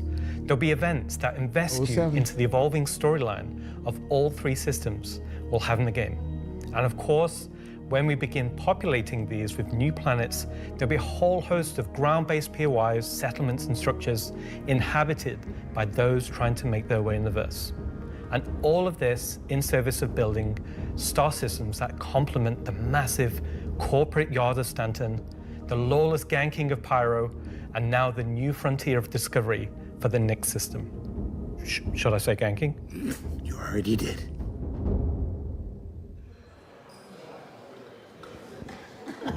Good job, everyone. So yeah, a whole lot to take in there. Interstellar hauling is the beginning of a massive expansion to the mission system that'll let us connect these 3-star systems like never before. What else we got? Rockracker. Rockracker is just one of the next operations that'll be coming to the Nyx system in the first half of next year, where you're gonna fly into an asteroid and do that thing that miners love more than anything else. Complain about PvPers getting in their way. No, I'm being told it's mining. It's mining.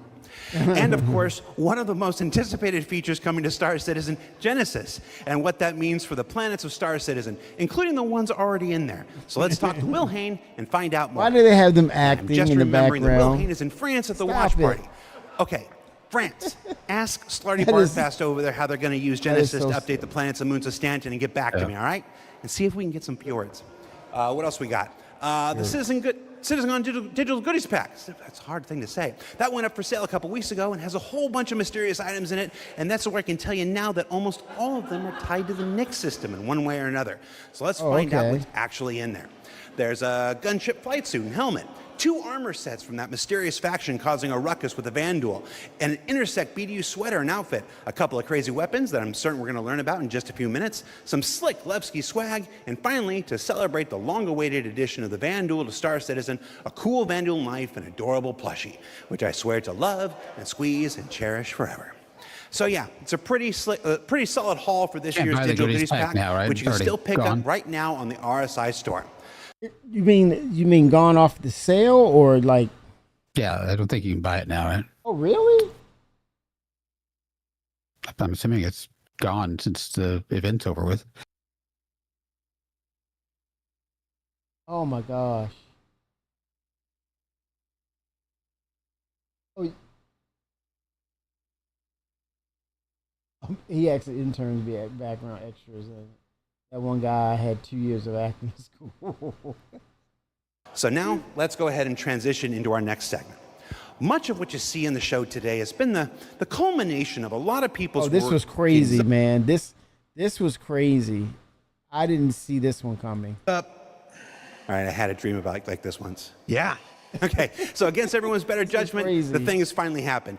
Can I help you? How do you think the show's going? Good.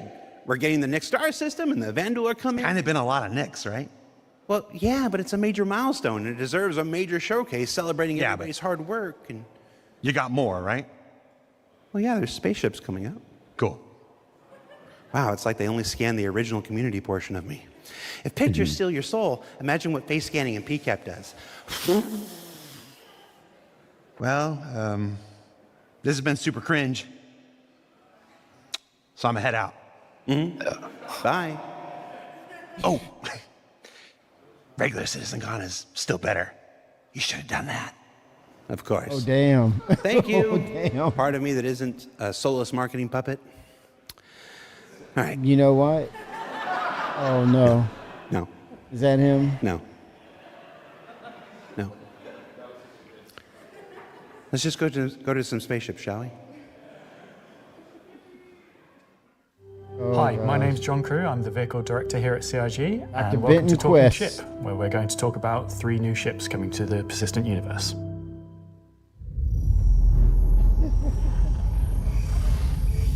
Oh, hide your wallets. What do you think of the Sky? What do you think of the Shiv?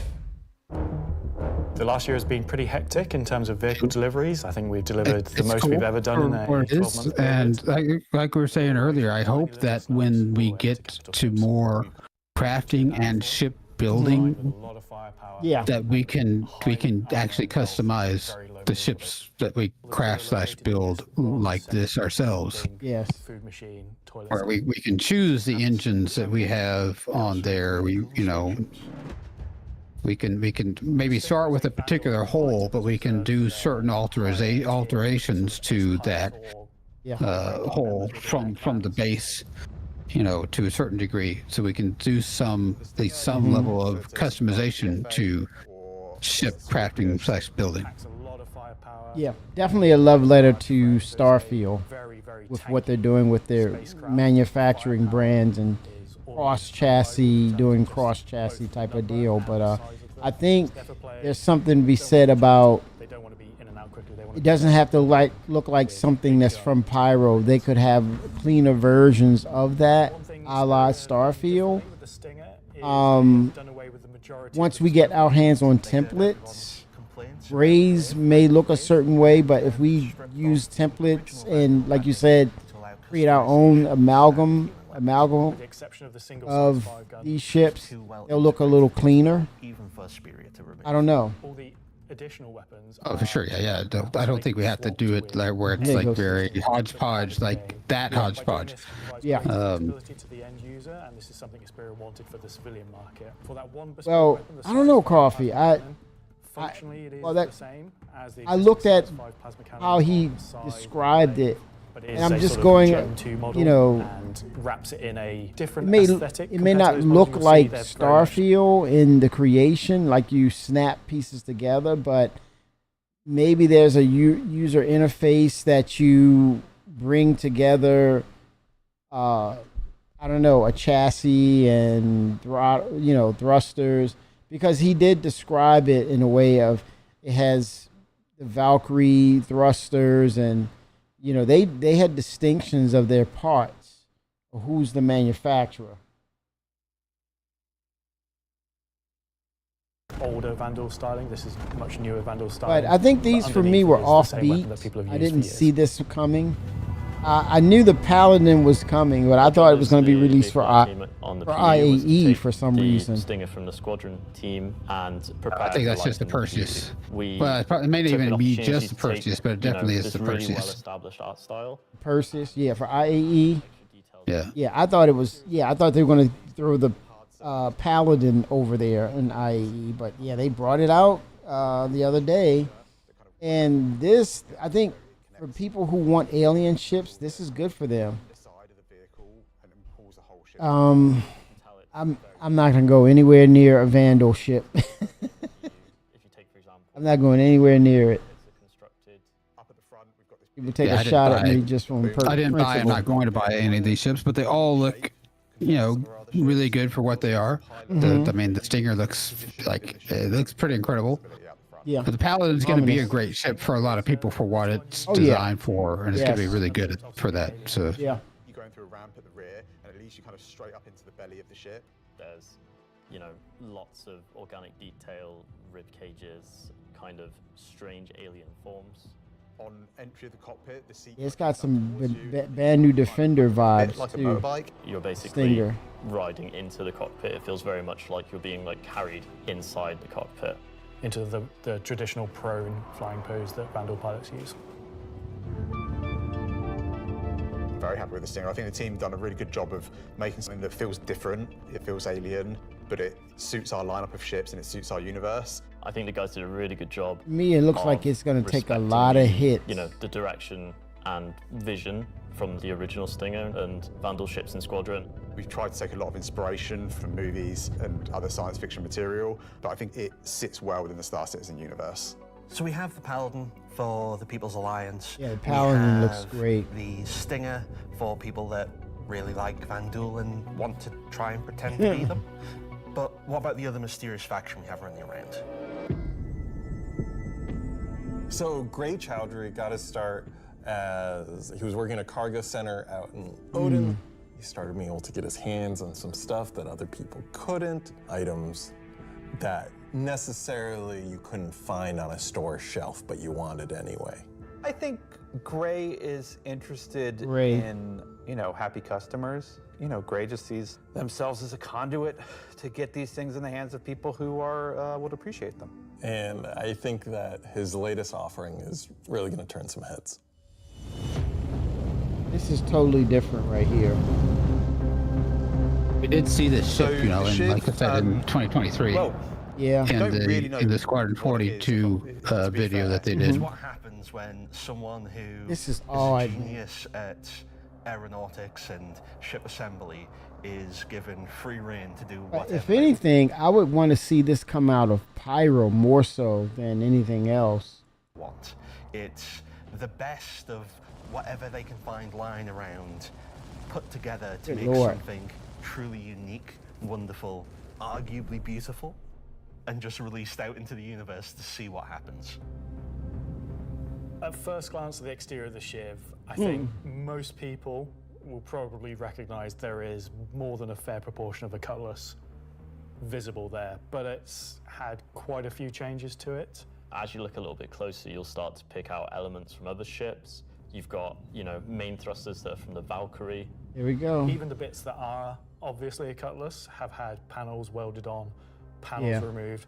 The top turret, which is now remote, is just this hodgepodge amalgamation with multiple other ships' turrets. And then the changes continue onto the inside where, again, it sort of feels Cutlass-like, but then you'll find there's bits of Crusader ships just integrated into the wall instead of what was there originally. It has lost its side entrance, some of its cargo capacity, but what it's gained is it's gained visually more powerful thrusters. It's gained a really kind of nice set of belly thrusters.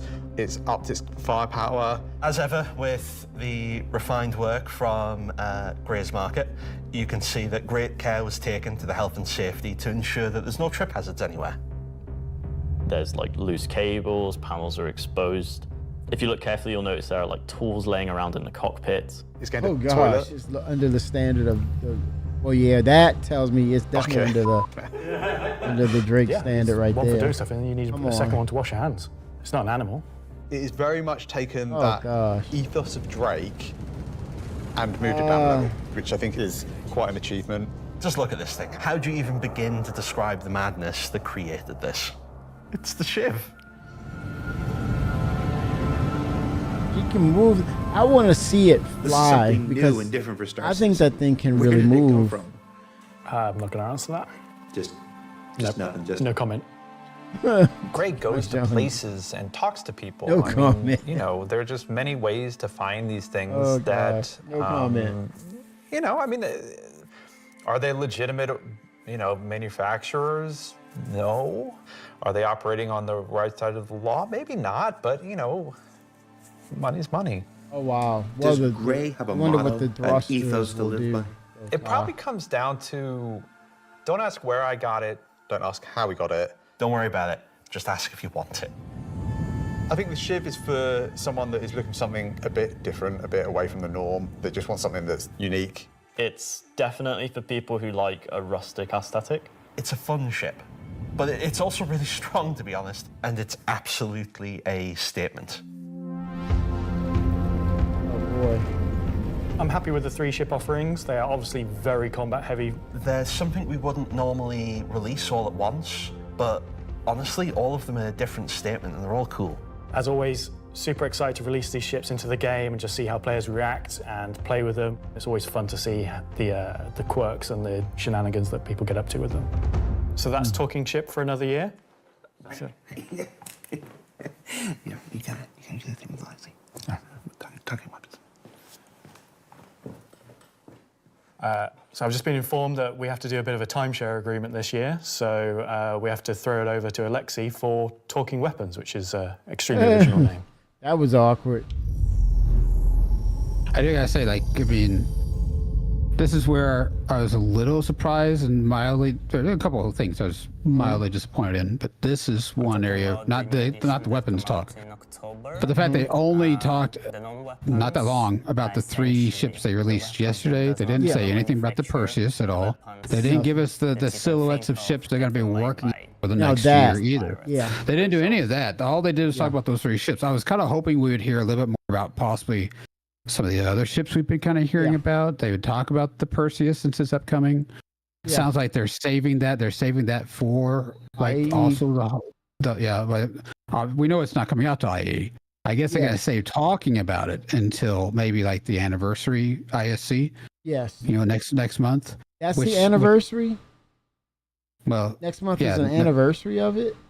Yeah, November is their actual anniversary. Okay. November 12th or whatever it was is their from from the Kickstarter thing. Oh, really?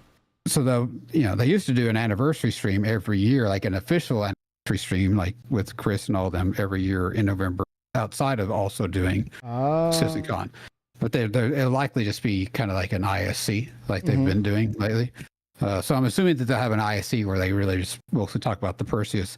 They also will likely around that time period have an ISC where they will be talking about engineering as well. That's the other disappointment. I really wanted them to talk about engineering here with this, because I do know it is coming, and it is coming this year, at least that's from sources.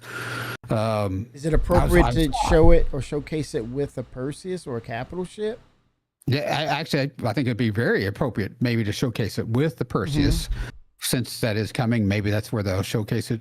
Certain sources were surprised that they didn't actually talk about it. Yeah. Within CIG, that they didn't talk about it here at CitizenCon Direct. Yeah. So I think that they're like, well, that maybe they may be holding it and waiting for the anniversary stream thing to do it. So it's very likely next month, right before we get 4.4 and IAE, we're going to get something on engineering and the Perseus then. I was just kind of hoping we'd get more information about that. Do you think this segment wasn't supposed to be here, that they were supposed to go on further with the Perseus and other ships for IAE? I don't know. I don't know if they're none of that, but no silhouette of ships that they're currently working on. And are going to be working on next year. I kind of wanted to see that. I think everyone kind of wanted to see that. What are we going to be seeing? What are you going to be working on over this next year? Yeah. But they didn't talk about any of that at all. They only talked about those 3 ships that they released yesterday. So I don't know. I'm sure over the next month we might hear a little bit more. It's just interesting that they didn't talk about it. So engineering is supposed to be getting a tech preview very soon. That's why I thought we'd hear about it today. I was disappointed that we didn't, but from my understanding, there's a good chance that they will be talking about that here within this next month from right now. I still want to know what that that ship with the folded wings is. I mean, that's killing me, man. I'm like, what is that? Somebody help me. That's why I'm surprised they didn't talk about anything else. Yeah. They literally only talked about those 3 ships. That was it. No silhouettes of ships they're working on over the next year. No information about any ships that they're going to be working on the next year at all. So I would have liked to have heard a little bit about that, but I'm not going to be like some people are. I'm not going to rage about it. I'm not mad about it. I was a little disappointed to not hear a little bit more about other ships. Yeah. Outside of just the 3 that they released yesterday. Mm-hmm. Even some stuff that we know they're working on outside of the Perseus to get some updates. Like, you have any updates on, the Ironclad, or any updates on any other ships that we know that they're actively working on? But they didn't give us any of that. Yeah. A little disappointed that they didn't give us any of that. But I mean, it is what it is. It's not like it. Like, I'm not mad about it. It's just like that was like the most lacking. Like that that was the most lacking part of this whole event.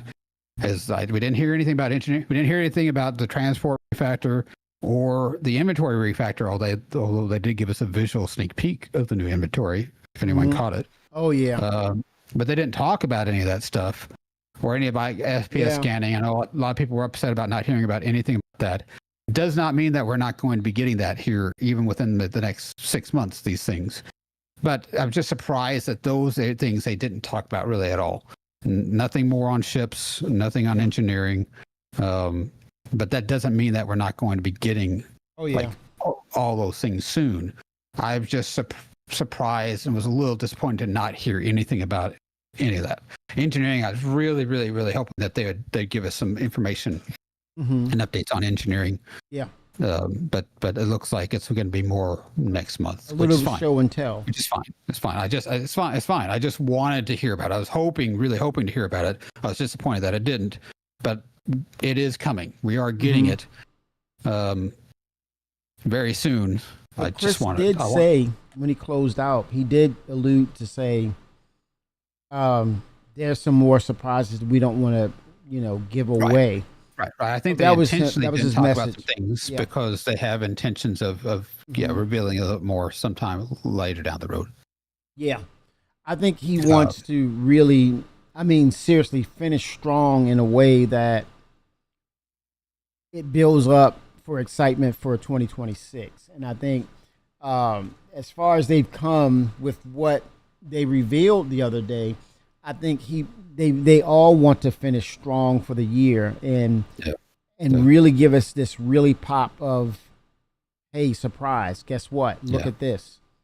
So but at the same time, it's like it's kind of scripted and it's almost expected that we're to be disappointed to some degree, even though we are excited about some new features. People are going to be disappointed about something. Then some people will just be mad about everything, which I think is kind of out of hand. But it's gotten way out of hand. As far as Nyx and like Genesis, 10 out of 10 on that stuff. Yeah. The ship segment, 6 out of 10.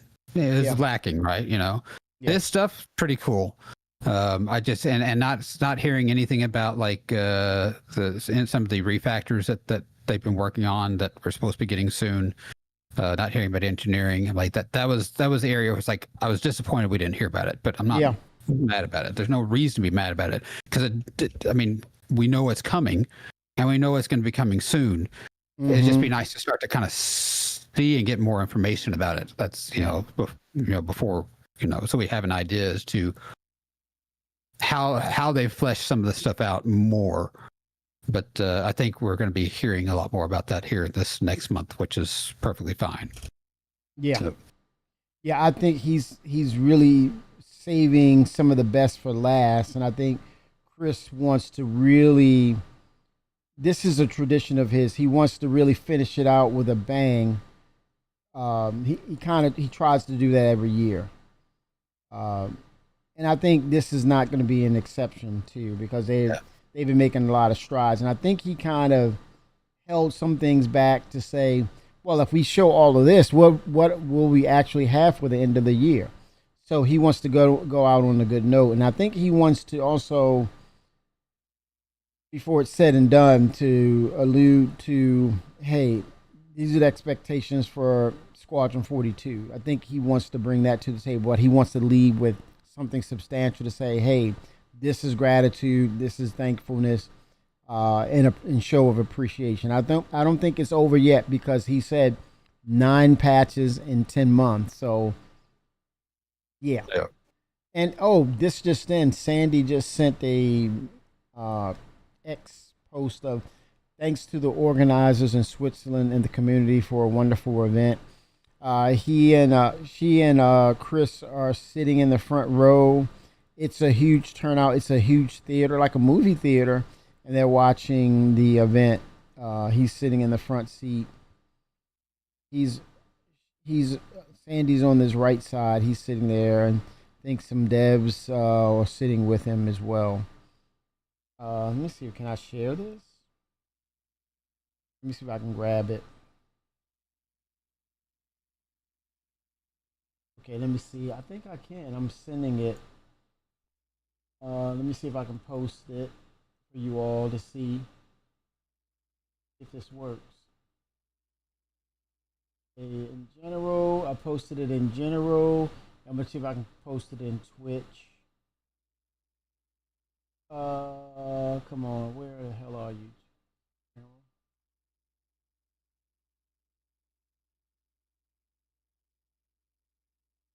There's general. Okay, there it is. All right, damn, right in my face. Copy. All right, Twitch. I'm posting this.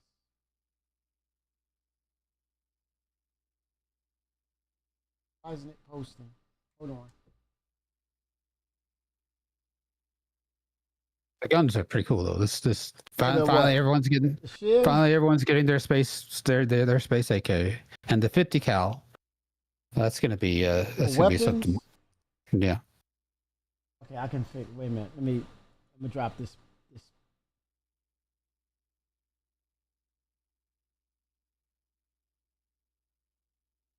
Okay, 1 second.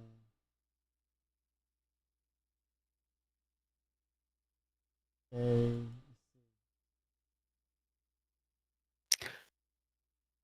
When they get Maelstrom and when they get like the physicalized damage, like with armor and stuff, I wonder if that 50 cal will be something that'll be useful. Maelstrom? Against.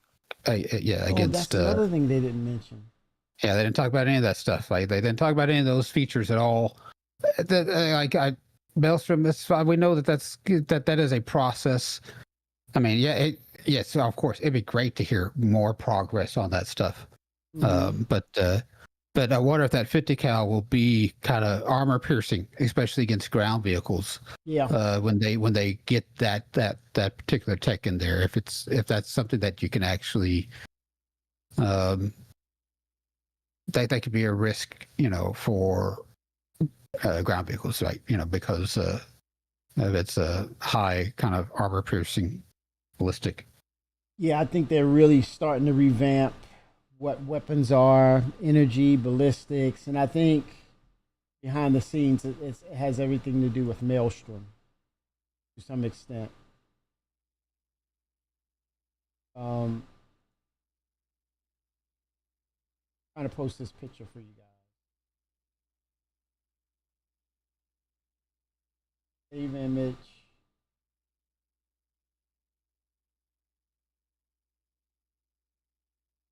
Sorry, guys. I know you want to see the image, so.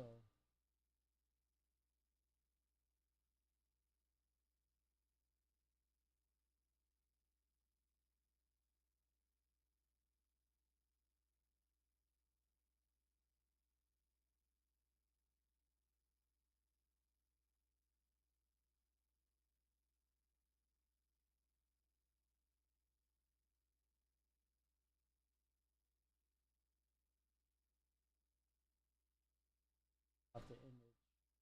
Drop it here. Okay, here we go. Here's your link, everybody. That's from Star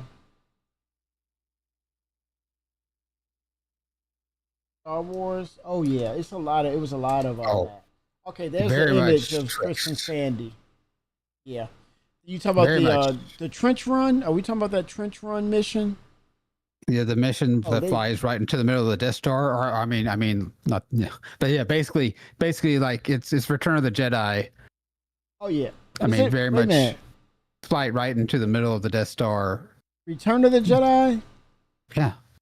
It was Return, or was it? Yeah, it was Return. Why am I? You said Return, and I'm thinking Empire Strikes Back. Yeah, the Death Star run, correct?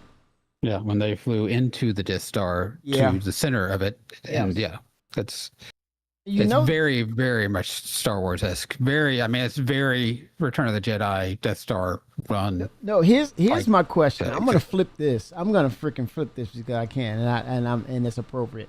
Was it the Star Wars movie or was it the X-Wing game? Hello. Well, the way they did that whole scene and how you're flying through the tunnel, it's very much like what they did with the Millennium Falcon and some of the X-Wings in Return of the Jedi.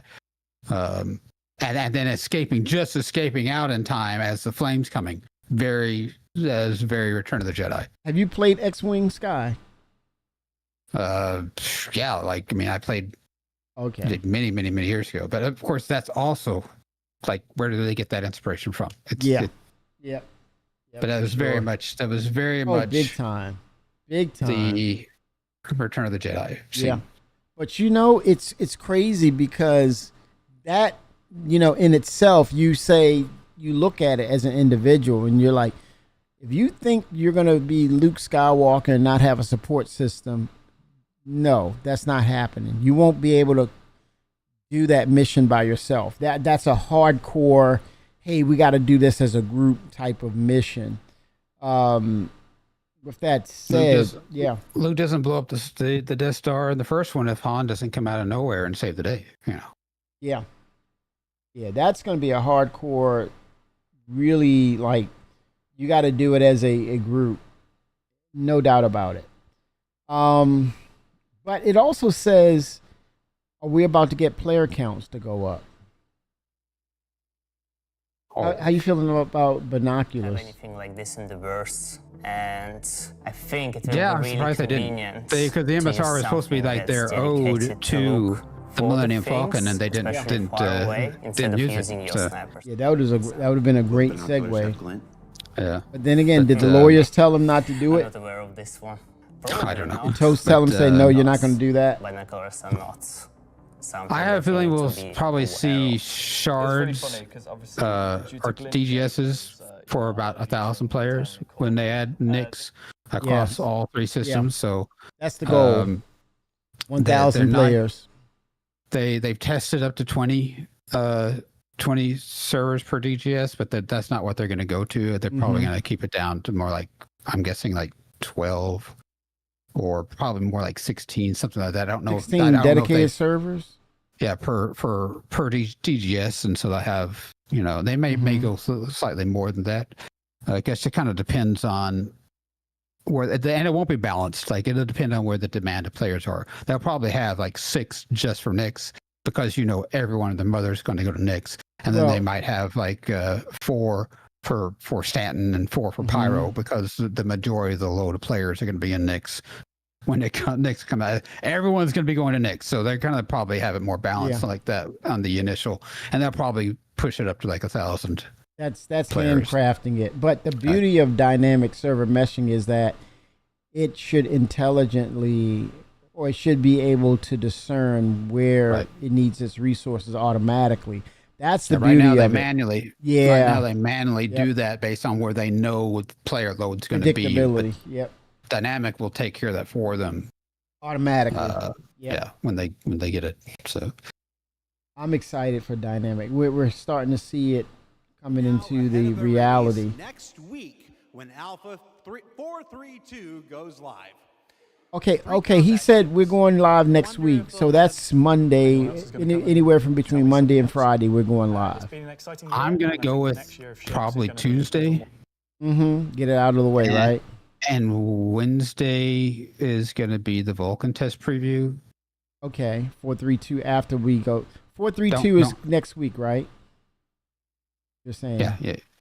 I'm going to go with my guess be Tuesday or Wednesday, and also Wednesday be the tech preview.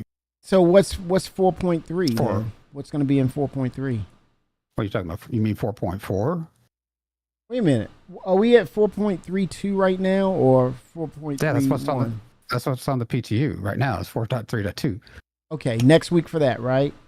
Yeah, that's going to go live next week. I'm going to go with Tuesday. Could be Wednesday. Right. Probably Tuesday. Now 4.33. When is that? There is not going to be a 4.33. Oh, they skipping right to 4.4.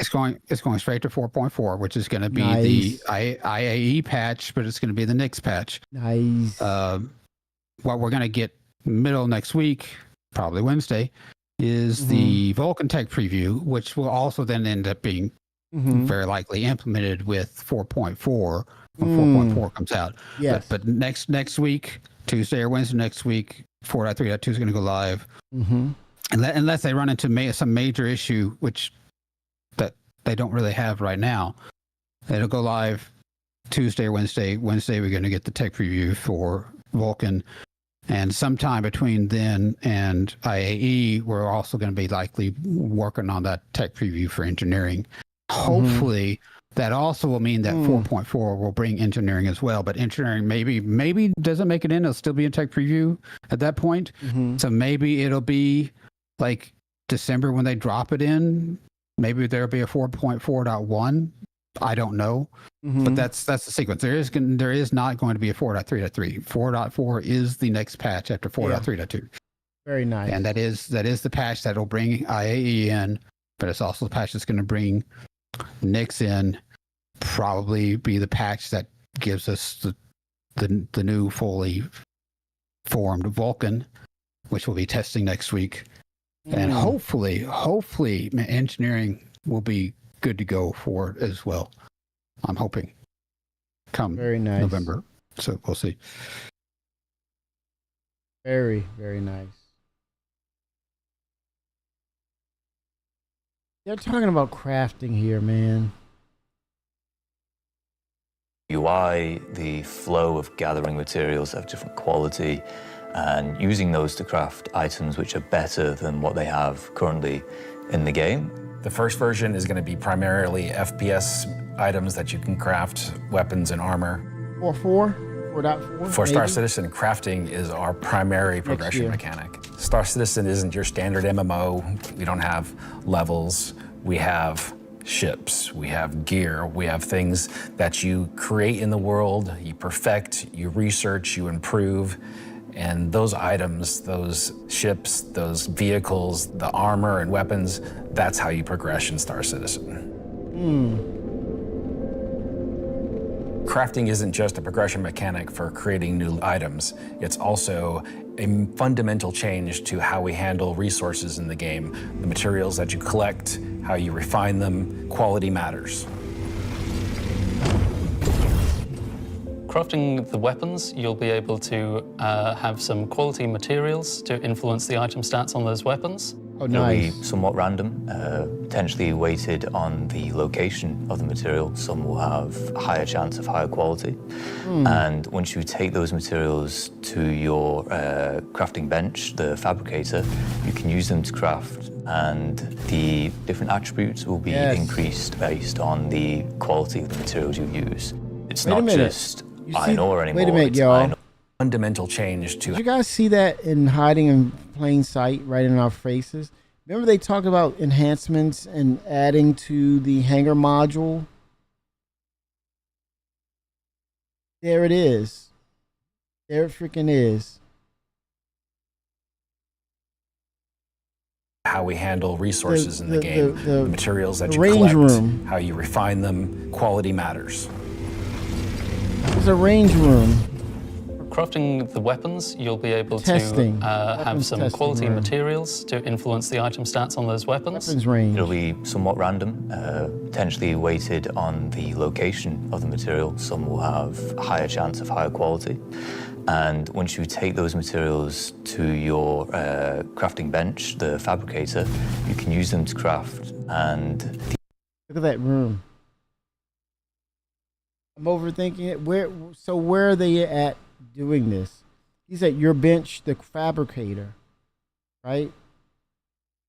the different attributes will be increased based on the quality of the materials you use. What is this room then? What is that room? What is that room?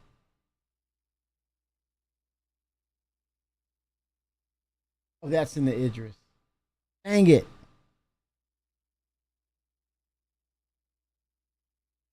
It's not But that's, yeah, that could be, yeah, you can craft in the Idris. What about your hanger? Your crafting machine. just You can put in iron your ore hanger. anymore. It's iron ore of the quality that you know will get you the stats for the item that you desire. And it's not just mining, it's Nice. essentially every resource we can get our hands on. To support this, we also need major changes to inventory so that all of these new resources that you're collecting, you can see what you have, you Oh, can wow. order it better, you can understand what you have. New See the resources that you're fabricator? collecting. Did you guys see the Get you fabricator? stats for the item that you desire. Starting in the And background. It's not just mining, it's essentially every Is that a fabricator right Resource. there? Or is that just a crate? Any kind of crate? Maybe. But what's the UI on that? Is that a fabricator? we can get our hands on. To support this, we also need major changes to It's like it connects to the machine. Yep. Sneak peek inventory. inventory. Yeah. So that all of these new resources that you're collecting, you can see You what know you what? have. The last time it was so busy. The first time we saw the sneak peek. Look at it now. It's cleaner. Cannot fit inside. Capacity. Look at that. Capacity. Yeah. That's the sneak peek I was talking about. They didn't talk about it at all, the Yeah. refactor of inventory, but they did give us a visual sneak peek, a short one. Yeah. So it is a lot cleaner looking. I Yes. do like the way it looks. Look, the torso, the undersuit, arms and legs in that category, backpack, glasses, helmet, something here, something. Your magazines, loadout, your med pins. Okay, CIG, I see you. It is cleaner, much cleaner. And so it looks like you may be interacting with a SCU box. See that up here? I think that on the right, might be. Is that the crafting SU inventory thing on the right side? Is that what that is? Could be. Cannot fit inside. Because you have all your personal stuff, your personal equipment, you know, Yeah. your armor, everything that's on your armor. So that's like your your gear. personal inventory setup there. Not sure if the right is part of the crafting part of it.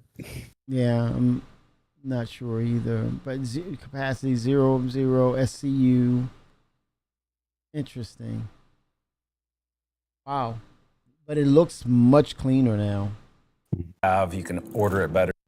Look, okay, now you're back into whatever it was he was interacting with, it's gone. Look at this. He shifted the personal over to the right. It's still on the left too, but yeah, I don't know. There's a lot. It's kind of why I was hoping like we'd see a little bit where they kind of go over this detail. Yeah. At CitizenCon, that's like I said, the areas where it's just pointed. I was kind of hoping that we'd get more information about this, get a little more details about where engineering is, like what it's going to look like, not just hear about the fact that it's coming. Yeah. I think that they're going to be probably more ready to give us more of that information here later on in the next month or so towards the end of the year. And I think it seemed to me based on what they did give us that they really wanted, since it's very, very limited and they didn't want to utilize or use up too many of the resources of people who are working on all this stuff, that they wanted to focus on the big ticket items for CitizenCon Direct and not focus on these smaller detail items like this, and maybe they want to give engineering its own ISC, give this maybe its own ISC. Yeah. Yeah. There's your pickle, Ta. There's your pickles. Yeah. Now, don't ask where he sticks that pickle, but you know. Oh, well, I'm going forward. I'm going forward. We won't have the new refining crafting system yet. We'll be using the Getting a existing ones. sandwich. Those will pass the quality through into the refined materials, which you can then take to your crafting machine and start. There it is, guys. Boom, right there in your face. No more hiding. He was directly to the point. Quality materials that you This guy may give us a maelstrom. He did salvage, and he said, well, you've refined, then you can put them together on the item fabricator. it's a working This will model. be pretty much what we showed in last year's CitizenCon, with the UI letting you assign your quality resources to different aspects of the item. Once you're happy with what you see on the preview, you'll be able to click to craft, and it'll get queued up, and your as they result get will this be more, produced more sometime kind later. of Look at the colors implemented, that we can look through there and see it essentially 3D printing the items out. It's a 3D printer. I'm sure they won't probably have that visual aspect of us seeing it forming the object when they get out there. I hope they do kind of get to that point at some point where we can visually see it like building out through the object as it's forming. You think you want them to do that, or is it? I mean, they I put don't a know. window in there. Why put a window in there if they don't have the hopes of you seeing like something happening as it's being formed, like as Or how like a hard would laser that beams be? forming it out, whatever it might be. But yeah, Yeah. But look at this, guys. First sneak peek. Look at that. And start Oh, that on holds making this your SCU materials. personal Steel. items. Once you have your blueprint and your quality materials that you've refined, You need the blueprint there. then you can put them together on the item fabricator. This will be pretty much what we showed in last year's CitizenCon, with the I didn't see UI that. letting you assign your quality resources to different aspects of See the that? item. Once you're happy with what you see on the preview, you'll be able to click to craft, and it'll get queued up, and your result will be produced sometime later. Sometime later. You'll be able to get Oh, the wow. new crafting machine. You may have to walk away for a minute. That's the developer's UI. Yes. It's going to be more GUI, graphical user interface, than anything. Put a G in front of the UI. Yep. From shops in most landing zones. Oh, it's going to be in shops in most landing zones, so it's going to be there for you. for you to be able to buy them there. Okay. So you'll buy it at shops and landing zones. Fabricator, you're saying? Yeah, the fabricator, and then you can you can then pull it up from your freight elevator. Yeah. and you can place it in your hangar wherever And leave it. Yeah. Because we're going to have persistent hangers. Okay. Or tractor beam it around and stick it on There'll a be ship some people if you that want to have use like it from there. Oh, you can 30 of stick these it on things the running, ship. making stuff all the time. Oh my God, yeah. All over the damn place. On every ship. We got some of the citizens going to do that. There'll be of So it kind of supersedes repair in a sense. That's a good question too. However much it's going to cost, everyone's going to want to get at least one, right? And you got to have one. I mean, it doesn't matter. Well, hey, newsflash, Medgel is how much? You got to have it. small amount. It's not even an issue. Got to have But it. there'll be people that you'll go to that they'll get that'll really work on like getting their blueprints. And they'll have their people that do their mining. They'll get their resources. There'll be people that you will go to for certain things because they're crafting like particular things, and they have the best of what's available. And not everyone's going to be getting blueprints for everything. It's not going to be like that. So there are going to be people that have whole operations for that, and they're going to be your resource for getting the crafted items. But everyone's going to want to buy one of these. They're going to get a blueprint for a thing here or there. Everyone's going to want to craft a little bit of something, but there are going to be some people that straight out of the gate are going to start running operations for various particular things, and they're going to have the best of those things because they're going to spend all of their time with the group of people on the resources, the refining, getting the multiple fabricators, and getting as many of the blueprints for whatever it is that they want to do as they can. So Question is this going to be universal to organics like flora and fauna that maybe you want to be able to craft, have the ability to craft Medgel, right? As opposed to having to buy it from a hospital, you may have to collect the flora and fauna and add it into a maybe organic fabricator. The blueprints you get credited No idea. to. What I will do is it will facilitate more player-to-player transactions, interactions, just like with base building, what we're talking about. Yeah. Just getting this in the game will get more players involved with more players, including people that they don't currently know or interact with. But you still And have more to have a trade- choice. More trades going to happen, more transactions between individuals, where we will start to build our own certain aspects of the economy. We'll start to build out our own because of this functionality coming into the game. Yeah. But I think, yeah. Your account just to test and mess around, but the vast majority of them will be earned through missions, and then you can use that blueprint to craft the item that it is that you've got the value is in the blueprint for. blueprint. So it should be a good reason to go and test all the different various missions in the game. The Value is advantage going to be in the of crafting your own blueprint. items is that they'll be better than anything that you could buy from shops. Oh, You'll damn. be able What? to increase and improve item stats that are relevant to your gameplay. Maybe a gun will shoot faster. So wait a minute. What does this do to the Crucible and the Vulcan? Maybe it'll do some more damage, or your armor will have greater resistances against I want that armor. special effects. Or Are those more incoming repair fire. ships? You might be wondering, what about the upgrade and research? That will be coming Yeah, in a repair subsequent ships. release. What does that do to We're it? happy with this initial Oh, that scope repairs. for I crafting. mean, they'll still do repairing, right? I mean, but it's not the same thing as crafting, upgrading stuff, right? Yeah. But hope that so. being said, people will probably use it won't, because one's just repairing. Like it's not the same. You're not repairing something. You're crafting an upgraded version of it, right? That's what this is about.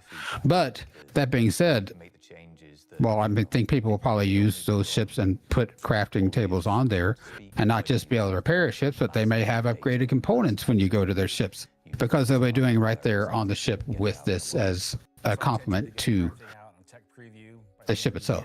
And get the testing Yeah. we need so we can release it when it's ready.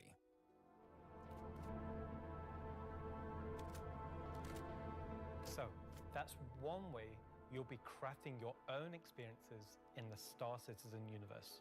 But what about us? Where do we get to hone in and craft a bespoke experience here and there, specifically tailored to individual or small group play? Well, that's where instancing comes in. And I'm going to let Benji tell you a little bit more. People were saying this is dynamic server We're bringing meshing. instancing to Star Citizen in 2026. Why are we doing it, and how will it work? So if you've I played guess any in a way it would content be. in- So Is this the new for instancing? Is that the new dynamic server meshing moniker? Say what? But, I mean, is this dynamic server meshing? I guess in a way it is, because it will spin up, like you are being.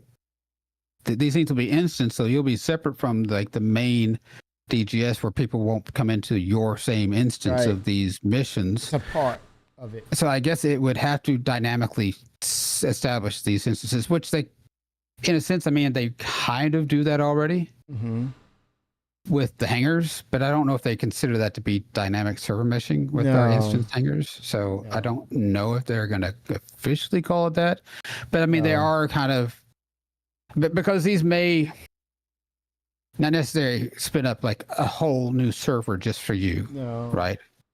It may exist on the same server, but it may be Coffee says kind of they do separated say- as an instance within that server for you that's not part of everything else. I don't know. It's kind of sort of like that, but you're probably not. They're probably not spinning up whole individual servers for your instance, as opposed to within a server spinning up like a virtual instance on that same server that kind of separates you, like they do with hangars, from everyone else at that location. So He might. I think Coffee is saying that, and I think Todd's saying the same thing. Denver is saying they work together, but they're not quite the same. Let's see. 2025 in Star Citizen, you know that most of these areas were in actual PvP zones where other players could interfere. Instancing is a means to create an environment where designers can create tailored content that's tuned to a specific group size, but it is also protected from outside interference. It's not to Okay. say that we don't love PvP. I'm a PvP guy. PvP me, bro. But like most love MMOs, POI, a man. good balance between that a random? dangerous overworld and the protected instances is needed. Right now, we don't have this ability, and this is something we really need in order to give you a sense of progression that is tailored and balanced to a tunable amount of groups, so the difficulty matches the group size. There's a I beginning love and that. an end. It doesn't mean that that doesn't Scales. fit in our overworld strategy, meaning getting to the instance is dangerous, exiting the instance is dangerous, or can be interfered with others. But at least when you're playing the content, we can actually make something that's curated for one experience. Yeah. So before anybody says this is only a PvE thing, this technology can also be applied to unlock curated PvP experiences Oh, wow. that are as seamless as the PvE ones. So it's not about one thing or the other. It's really about unlocking developers' ability to create curated content. So that said, how will it work? Instancing is really an evolution over static to dynamic meshing. We want your instances to be as seamless as your instance hangers, meaning they that do when you consider take to an be kind of a elevator, form of that, yeah, for exit the sure. elevator, you're inside the instance. A gateway opens, you cross that gateway, you're now into your instances. Could be also a quantum jump into an instance that you don't even see. The transition is just like a dynamic mesh transition. And so throughout the universe, we will be able to add these areas that are open or closed instances that allow you to join in either with a party and have a reserved instance for your party, or join in open instances that has a number of slots. And so some of those areas will be completely instanced on different servers. This allows us to leverage the compute power of the entire mesh. The closed ones will be really to drive one piece of content. You enter and exit seamlessly, just like we do with your instance hangers currently. I wonder Let's if go this and is find the out what one of majority our of how first they'll actually instances be will utilizing be. dynamic server meshing versus, like, Siege say, of Arisen was an event doing we it did just previously, like, which on a created scale, if they're a gonna gameplay mainly scenario focus where on the player doing it had on It's a particular switch. instance event scale. I'm sure eventually they'll probably start doing it just like on a planetary and location scale, regardless, like based on player count. But this is a way to kind of mitigate excessive player count in a location when certain areas are, like when you're doing certain things at certain locations, those things can be instanced for your group. And so it is kind of dynamic in that way, but it's They're not necessarily compatible. doing it. It's not doing it in general for that location where it's adding more server capacity to handle more players together at the There's location. distinct which they instances. are going to be doing as well. Yeah. Yeah. But I think this is like their first iteration of dynamic. They probably get this fleshed out, make sure it's working well, and then they'll probably then from there start implementing it on just locations in general, where it's not necessarily instead of instancing it where you're at a location, but the other players that are there with you. The type of dynamic they're talking about, where that location will actually have 300 players around you that you will it's see. an isolated instance or experience. It's isolated to that particular group, but they're But the ramping compatible where they can flip a switch and then open it back up to PvP environments or interactions. That's insane. That's freaking insane. They're still compatible because they can modulate between the two when needed. Dude, we're talking. Right. We're stuck on dynamic server mesh, and he's progressed it even further to say we do instancing. We can scale it and tailor it according to the number in your party. Right. And then when it's time to filter you back out, there's another seamless transition back into the world of PvP from the PvE world. That's Eventually, like I freaking said, insane. like Dirk said, they'll scale this type of dynamic to like the PU itself, and where it's not just instance locations, but in the open locations, depending on the amount of load of players, they'll have spool up server for like a server just for that one location to handle the player load, rather than as is right now. There are locations that games where if there are 300 players in that location, like you may not see all those people. They're all there, but you can't see them because the servers can't handle them. So they break up players onto different servers at the same location. Yeah. For instances, they're going to be doing that always. But for the general PU locations, dynamic server meshing is going to be designed such that everyone will be there and you'll see everyone there. they'll spool up a server to handle the load at individual locations, rather than say like one server handling an entire planet. They may spool up a server to handle just this one landing zone in order to handle the 300 people that are there presently.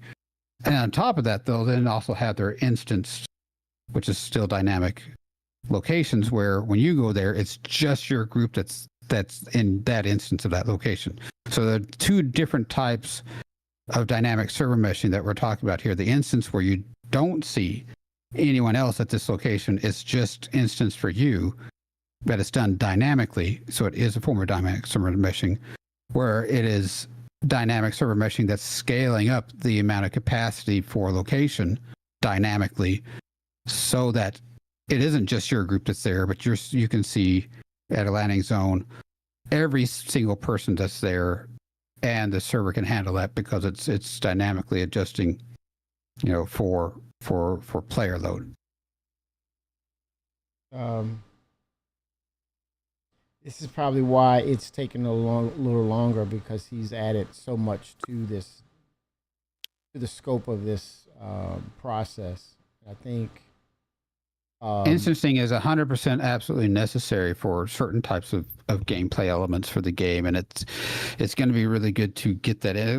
This is a good example right here. Siege of Orison is a great, because the problem with Siege of Orison before, it didn't have the dynamic or the and because anybody could come in, and it was really easy. It was laggy. It's really hard to do the mission properly. Rubber banding.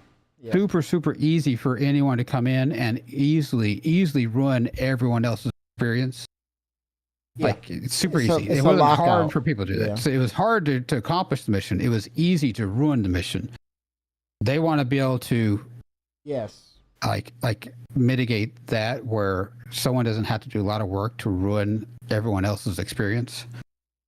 And that's why, like, Siege of Orison and all these other ones, having instancing can really help mitigate the bad side that they will have no other way of resolving if they don't do this. So it'll make the experiences for everyone else way better. Yeah, it truly gave WoW the edge over exactly. And see, WoW does it. They had their server meshing. They have hence why they're still here today. Right. They do it. They do a lot of instancing. Which, imagine doing a WoW raid, right?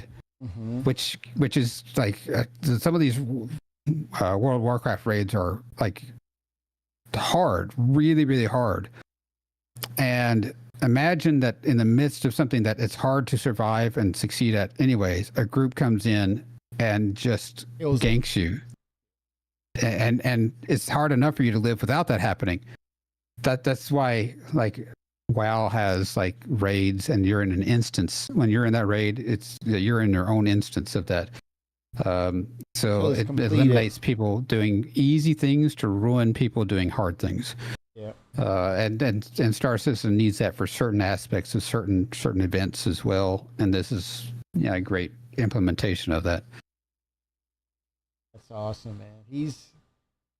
And he said, I think by the end of the year, right? We're going to get the server meshing back. No, 2026, he said, I believe. I think early next year, early next year, some of the next stuff they showed us is going to have the instancing. And then sometime next year also is when they're going to reintroduce this Siege of Orison. And it's going to be instance as well. We'll see a marked difference.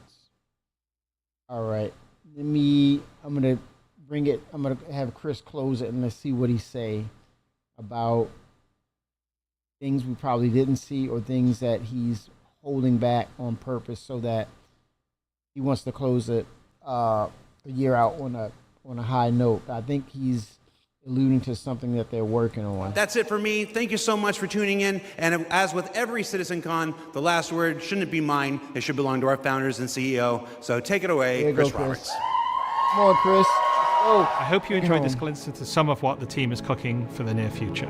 Of course, we're not going to spoil everything that's currently in progress, and many features we haven't discussed today are in active development, like base building, social, and trade tools that are very much a priority. These, along with bringing the final polished features from Squadron 42 into the Persistent universe, will make next year the most exciting yet for Star Citizen. Finally, I want to extend a heartfelt thank you to everyone at CIG for working so tirelessly and with so much passion to deliver something that is already special and will only get more so as we continue. And of course, to all of you for making all this possible with your support and feedback. We couldn't do this without all of you, something that I and the team appreciate every day. We are very lucky to be allowed the time and the money to build a game of all of our dreams, something that is only more apparent as the video game business becomes more monolithic. We are one of the few large independents left standing, and there is no way we would be allowed to dream as big as we are on an original game and take the time to achieve that dream if we were part or funded by any of the few remaining mega game companies. So thank you, and I look forward to seeing you all in the verse. A lot of consolidation in the gaming industry. Yeah, and it's not really a great thing for gamers. No, it's what they are. But you know what though? It's called a self-inflicting wound because of the practices, the horrible practices of what they've been doing. It's no sad story for them. It's no heartfelt condolences on what they've done. They've been bad actors in a lot of this the whole time. Hence the reason why we are partly here, because of what they've done to the gaming industry or the players themselves, in a sense of mistreating not only the communities or the people who purchase and play the games, but the developers themselves, the horrible work practices that they put their developers under. So no heartfelt condolences on my end. It's just the fact that these are self-inflicted wounds by the industry, and so hence why those doors are shuttered, and you see migration from other game companies over to CIG themselves. So like you said, you can keep, you pay these reporters and these people to divulge information and really put a bad spin or attempt to put a bad spin on CIG. Well, guess what? You're reporting about the CIG will be the only, them and Rockstar, only two you'll be reporting on, because that's all that's basically left of decent games. So there you go. And you know who I'm talking about massively. I think overpowered. Speaking of Rockstar, I think I heard they were doing a Red Dead Redemption 3. Is that I wouldn't be surprised. And Red Dead Redemption 2 was great. They did a great job with that. But knowing, first of all, seeing what they showed us today, or sorry, yesterday, we watched today. A lot of it was really, really mind blowing. It was really next level stuff. And then on top of that, even the things that didn't, the things they didn't show us but we also know are coming. Some of it very soon, end of year, this year as More well. things, yeah. And as well as some of the things that we know are coming next year. 2025 was a banner year for Star Citizen. People forget. It's easy how quickly you forget. It's easy to forget how much the game has changed just in the last year. It's easy to forget it. But the game has changed significantly from what we had for years. But for years, it was the same, essentially. We didn't really see any massive changes to the game for years. No playable The last right year, now. right, the last year, we saw a massive amount of change to the game. Next year is going to make this year seem like it was small. Well, it won't really matter about what's coming into the game next year, because we'll be playing Squadron 42. That's the crazy part about it. I mean, where's all this time going to go? I don't know. I'm trying to figure it out. Good point. But 2026 is going to be again the most monumental advancement of the game that we've had of any year. It will be a CitizenCon for sure. And that with being 2025 being honestly by far the most monumental advancement in the game, something that we waited on for years. Years we waited on these things to come, and a lot of those things finally came this year, 2025, and the end of year last year, really this year. And yet more still to come this year. Next year is going to be a significant fundamental change to the entire game experience. Yeah, Chris has the right people in place with him, and I think it's showing. And even his delivery is not so out there with these concepts. It's more grounded. It's more of, here we are. And matter of fact, they've allowed him to give dates now. Next month, he broke his cardinal rule, but I'm so happy that he did, because he's in a good place now. He's in a good space of telling us, this is what I've seen. This is what I'm experiencing. This is what I know. We're going to see Knicks, not next year. Next month. Let's go. Literally in what? Let's do some math. 19, 18, 37 days, it'll be live. Man. That's when IE starts. Right. Perseus. 4.4. It'll be live. Yep.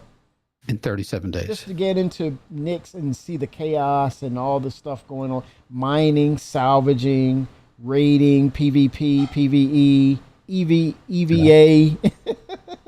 Barter, the Grand Barter coming back. Anthony Tanaka, give him praise, man. Put some respect on Tanaka's name. Yeah. In 11 months, they'll deliver 2 star systems. I said last year, not to toot my own horn. No, don't you do it. Don't you do it. Don't you do it. But I did say last year we would get Knicks this year. And he did it. Almost no one, like that. Everyone thought I was crazy. It's like, you don't understand. Like, one, they got server meshing out and it's working.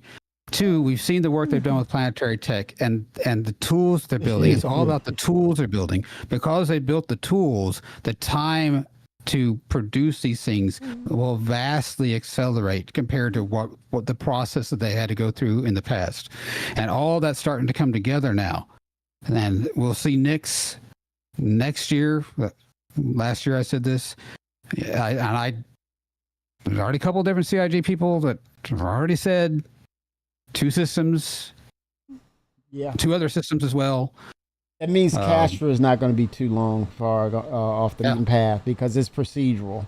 Literally, it's procedurally done now. Yeah, we had Stanton forever. Just Stanton. Nothing else. For years. It took, first of all, it took years to get Stanton. One planet at a time. And then we were stuck with that for years because they've been sitting out. Finally, it took them they had some hiccups. They had some, directional mistakes, and realized we can't accomplish what we're trying to do with the systems and the tools we're trying to do it with now. So like these last 5 years, there is very much a directional change in where they're putting their time and effort. And it took us years to see it because it took them years to develop it. But because they finally got the development of these things, to a functional level, now we're starting to see. They have the team in place for sure. Yeah. It's no doubt about it. The rate in which we're going to see change is going to ramp up significantly. The series of events that took place, how it all started, where they went, the ups and downs, the triumphs, the failures, the breakthroughs, and the perseverance, and the steadfast commitment to what they wanted to see, what they were dedicated to work on so that they can see it and deliver it to the community, has been unwavering in all aspects. And at the same time, the same can be said about the community, because they were unwavering in their passion, in their opinions, in their truth of their perceptions. Yeah. And at the end of the day, it was the perfect storm that culminated to where we are and where we're headed to really soon and really fast, according to what they had to put together in accordance to a game, an MMO. And it resonates right now. We can see down that pathway. We see a glimmer of light, and it's beautiful to see because it really it's a framework of what we've been looking for quite a long time. It shames the industry in regards of what it really takes to make a truly great game. The pursuit of it is constant. So I'm gonna end it with that. Skyhawk, it's been a pleasure. Twix, Ty, Shimpasta, Coffee, everyone in chat. Thank you so much. We'll get back to this soon, but it's gonna be a busy week, man. But this gets me through. Knowing this and knowing that without Chris, man, I would have never met any of you. So another load of thanks coming towards Chris Roberts. Another load of thanks. Thank you, man. I'm excited after CitizenCon. Like, we got some leaks, we got some spoilers for sure. Like, but so we kind of knew some of the stuff was coming, but all this stuff like literally coming very, very soon. Yes, sir. It's really something to. Yeah, it is. Yep. And Quartermaster says there's a wipe coming, so take it with a grain of salt. He said it. Yeah. All right, I'll guys. take the wipe. I'll take the wipe to get Knicks. I'll take that wipe. I'll take that wipe. Everybody, man, 07s. All the best to y'all, man. It's always a pleasure, man. Always a pleasure. Thanks for letting me come on and man, my pleasure. And Skyhawk said he's going to do some streaming. He said he's going to do some streaming. We got to hold him to that. I did, particularly when engineering comes. But if engineering doesn't come out with Knicks, if it comes like a little bit later, I may still just. I mean, come on, it's Knicks who's coming. Yeah. So, but yeah, that's the plan. Back, y'all. Let's get him back. Hopefully, it's been like 7 years. So pressure. hopefully, some people that follow my stream still show up. No pressure. Maybe we'll see. Yeah. Awesome. But thanks for having me on. 07, brother. Everybody, that was Skyhawk. All right, y'all. This is it. Signing off for the moment. And we'll see y'all soon. And happy thoughts. Let's keep it going, y'all. 07.